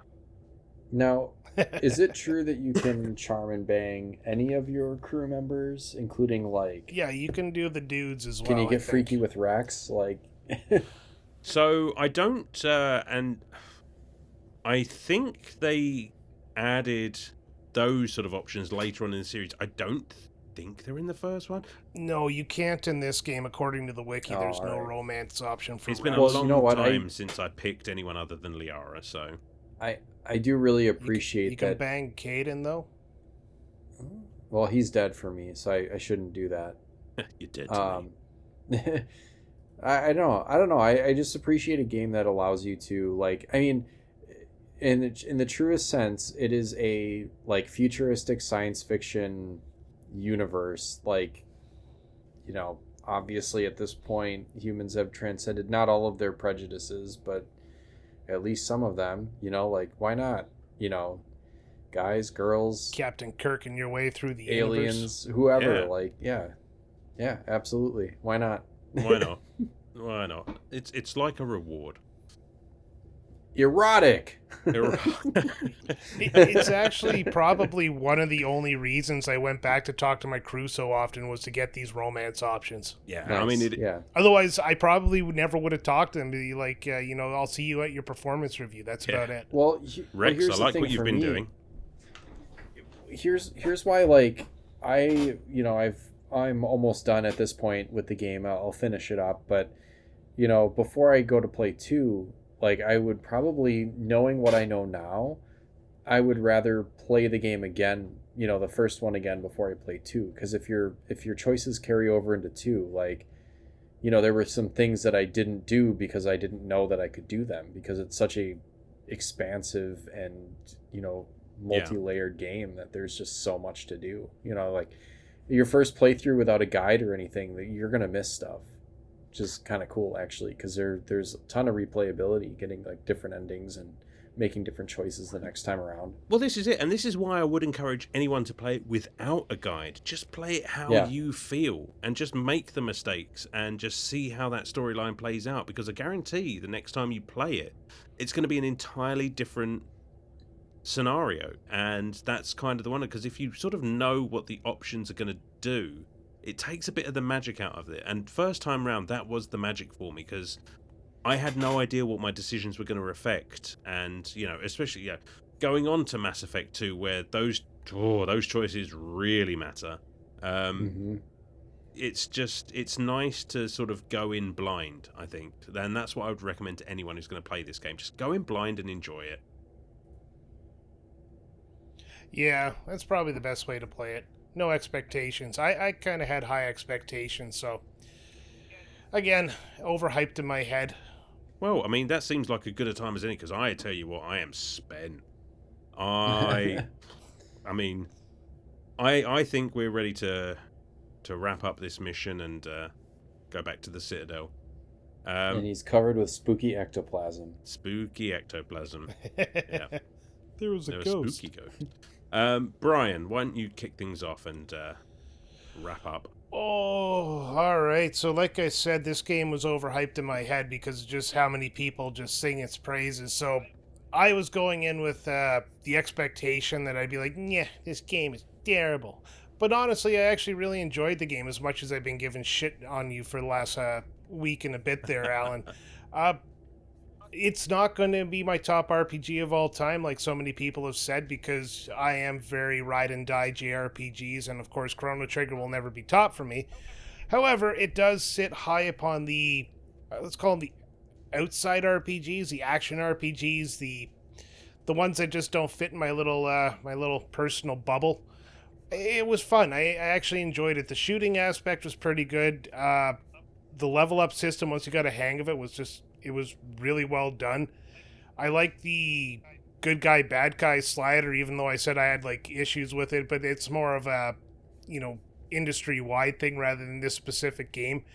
The story was slow to start for me, and I didn't think I'd get into it, but I think by skipping all the side missions and getting the story out of the way right away, I can now go back and replay this game and take the time on the side missions. So I'm kind of glad I beelined right for the end of the game. I'm looking forward to actually playing Mass Effect 2 now, because this game really did set up a interest for me to see what all my choices have done for the next game. So I probably will start Mass Effect 2 sooner rather than later. And everybody says that's the Mass Effect game to play. So I'm looking forward to that now. Overall, I really, really enjoyed just the experience of this game, the grandeur of the Citadel itself, the pretty uselessness of the politicians, as I've been harping on throughout this entire podcast. The character development was really well done. The choice system, the fact that you could get Saren to kill himself, or you had to pick between Ashley and Caden who was going to die, that was really fun. And quite honestly, because you really do develop these opinions of these characters, like Ashley, the space racist, I was really happy to see die. Even though it was for a noble cause, she's still dead, so win-win. Some of the missions were interesting. I like the talking to you guys and saying something like I avoided killing all these guys because it plays out better later on. I'm just like, no, I killed them all. Like, if they fucking moved, I shot them. There's that one thing we didn't talk about with the giant bug. You have the choice to either set it free or the rat canine. I think let it die. And I can't wait to see what the payoff of that is going to be, because that payoff doesn't happen in this game, and I have a feeling it's going to happen in the future games. So it's things like that that keep the intrigue going, and I actually want to continue playing this series now. So it's really, really well done. I'm going to go ahead and give it a score now, because my throat is getting dry and I need to drink. So I'm going to shock Alan. He thought I was going to give it a 1 out of 10, but I'm going to give it a solid 9 out of 10. That's 2 9s in a row for me on podcasts. Attaboy. I had both games I never played when I was younger, so maybe this podcast is opening my eyes. Absolutely. Or my anus. I never thought that you would give this game a 1. I like to think over the last few years I've gotten to know you pretty well, and you are a man of impeccable taste. I like pulling your leg every so often. At least I hope that's your leg. And I like having my leg do pulled. But do be sure to, talk to me every once in a while so that you get the option to pull that leg, Can't just go ahead and just grab things. Sam, why don't you follow us up? All right. Yeah, I guess, my only experience with BioWare so far, and BioWare is the developer of this game and many other, I guess you would call this a Western RPG or a, gosh, I don't even know. Whatever. The lines are blurred. There's so many different types of genres and subgenres. It's like listening to metal, and it's like, it's all good. They're all games and they're all fun. yeah, these types of RPGs, when I played KOTOR, I was disappointed in it because it wasn't quite what I was expecting, and it took me a while to get used to it. This game had a little bit less of a learning curve to me. Once I kind of figured out, like, okay, this is more action based. The kind of, I called them quote unquote, like turn based elements, or like the cooldowns and stuff were kind of a neat touch. And like, obviously, as you go on, you find better weapons and better upgrades, and you get to a point where you're pretty well powered and rolling through enemies, and then that gets fun because it's like, obviously you've if you're rolling through combat, you've done something right, and figuring out the game, collecting items and upgrading your character. So that was fun. So like, obviously RPG elements are there. The third person shooter elements are fun. I think this is a really unique game style. Like, I've never played anything quite like this. Like I played a ton of Star Wars Battlefront when I was younger, and that was I'm pretty good at third person shooters as a result. So like, this was right up my alley. And then having obviously the the RPG elements and the decision trees and stuff. There is so much to this game that, I'm not even finished with it. I'm looking forward to finishing it. I'm looking forward to even playing it again so that I can make different choices and carry those on into the next game. But I'm also like, this has also piqued my interest, and I'm looking up a list of BioWare games. Like, is it BioWare? Yeah. Not BioShock. I mean, Alan, I just sent this to you guys. There's a fucking Sonic RPG on the DS that I'd never heard of that BioWare was involved in. Like, there's Mass Effect, there's Dragon Age, there's, other Star Wars RPGs, there's, Baldur's Gate I played before, but there's a lot of cool shit here. Jade Empire. I didn't realize they were involved in all these games. So it's like, if this is kind of the DNA that all kind of fed into Mass Effect, I'm definitely interested in playing some more of this style of game. Because like Brian, I'm much more of the like JRPG fan as far as my RPGs, but more and more I think I'm I'm looking forward to like adding some more of these to my gaming resume. But I'm going to stop there. I'm going to give this a 9 also. The only reason why I wouldn't go higher than a 9 is because I need to leave room for Mass Effect 2, which I understand is an improvement even over this one, which is a very, very good game. And I played the Legacy Collection. So if you haven't played this game before, I think the Legacy Collection is a really good way to do it. I understand that they up-resed and fixed some things, but even so, like, if I'm playing the original, I mean, this was made over 20 or just about 20 years ago, and it doesn't really show. I mean, it really looks good and holds up and is very cinematic in its scope. So, great game. Good stuff. There you go. You boys live to see another day. Yeah. The decision tree, Alan's decision tree is he's not going to pick to kill us. Pure Paragon all the way. And I suppose... And there's a black van leaving the front of my house now for some reason. Yeah, just ignore it. Just ignore it. Listen, I mean, I just want to start off, I'll apologize, because I've been very voracious on this episode. I appreciate that, I've definitely splurged. This has been an episode that's been a couple of years in the making now, and it's something that I've just been dying to talk about for the longest time. I mean, the Mass Effect trilogy in its totality is perhaps my favorite game series of all time.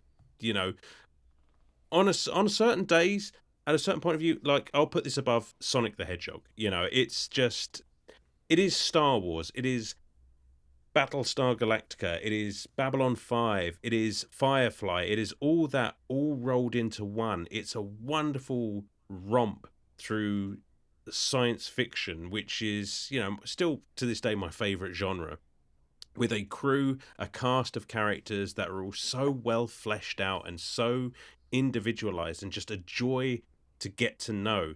Like, I this game is my comfort food. You know, this galaxy that we're in, the characters that we're in, it feels like home every time I come back to play it. And I will always love this series. And it all started with this one. It was like nothing that I had ever played before.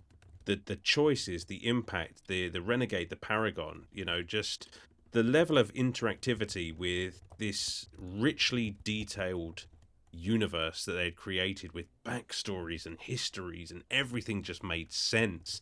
It's nothing short of spectacular. You know, we've talked about the gameplay, we've talked about all of that. I'm not going to rehash any of that stuff because, you know, I've done enough. It's just marvelous. I would recommend anyone to play this, not just this one, play the whole series and just play it your way. Just enjoy the ride, just get to know it, and just play around in it. Make mistakes, you know, fuck things up, you know, be a good guy, be a bastard, just and see where it takes you. That's the beauty of Mass Effect. And for similar reasons to Sam, it's not going to get a perfect 10. But I am going to give it a 9.9. Just 9.9. It's our first ever 9.9. It's as close as damn it to perfect. And there are things about this game that aren't present in Mass Effect 2 that I do miss. But then, conversely, there are things about Mass Effect 2 that I prefer to this one. It really is a sort of 1A and 1B situation. But my God, what a game, what a series, and oh, has anybody got a smoke? Because I am spent. Don't you Brits call those fags? those who do, yes. That is not the slur that it sounds like. I can assure you. I'm pretty sure everybody over on this side of the pond knows that that's a Britishism. What is it? There was a What is it with collective you guys? gasp. Is it a dart over in Canada? That's what you call it, a dart? Yeah, fucking darts. But yeah, no, the Legendary Edition is 100% the way to play this game these days. And it goes on sale all the time for dead cheap. And considering... Yeah, I think I got it for like, Plus. I think I got it for like $5. And the number of hours in this game, like, that is basically paying you to play it. You know, it's... Oh, I know. It's incredible. Fantastic. Oh. What have we got coming up next? I should know this. Teenage Mutant Ninja Turtles 2, the arcade game. That's right. The arcade game. Yeah, I've been dabbling with that. That's I'll reserve my thoughts on that one, but it is kicking my ass so far. And you're going to play it until you beat it because you know you cannot not beat it. I know. It's my crippling need to beat everything I play, but I don't know. It may or may not happen. I haven't gotten very far with it so far, so... Yeah, it's not going to happen. Yeah, sure thing there, bud. We'll see. Guys. Because we all know Alan likes to give up on games. I do. I never complete anything. I don't actually even play video games. Like, Wikipedia has been a lifesaver for this show. Oh, YouTube, buddy. YouTube all the way. Oh, I ain't got time to watch things. Too busy reading Wikipedia. Guys, it's been a pleasure. Thank you for letting me do this. You can officially kick me off the show now. I got what I came for. We've covered all the games that you want. That was your end game. Was to yeah. Is this the moment that Joe finally gets on the show? Fine. Tune in next time to find out the answer is no.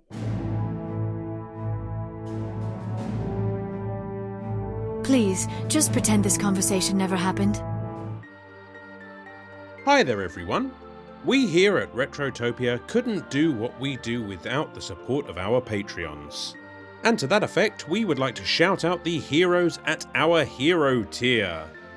So a huge Retrotopia thank you from all of the hosts here to Guy Who Does Things, Joe Frigger, Shadowblaze511, Dan Tormer, Brian Heng, Sharkbite, Brian Spritzer, Ovindley, Shane's World, Brother Retro, H, Raging Demon, Old Man Gamer, Game Genius, Dylan Jacobson, The Big Deal, Mr. Blobbert Blobbertstein, King Hooley III, Kalin Hygus, Radmac, Fallen Snow Kiku, Stud Still Smash, Sergeant Ombre, Big Brown Dog, Jack Datchler, Unbuckled Cape, Wildcard, Super Dave, Sir Busts-a-Lot, Big Kid 782, David Hendley, Chris Kaplane, J Nasty 15, Because 19,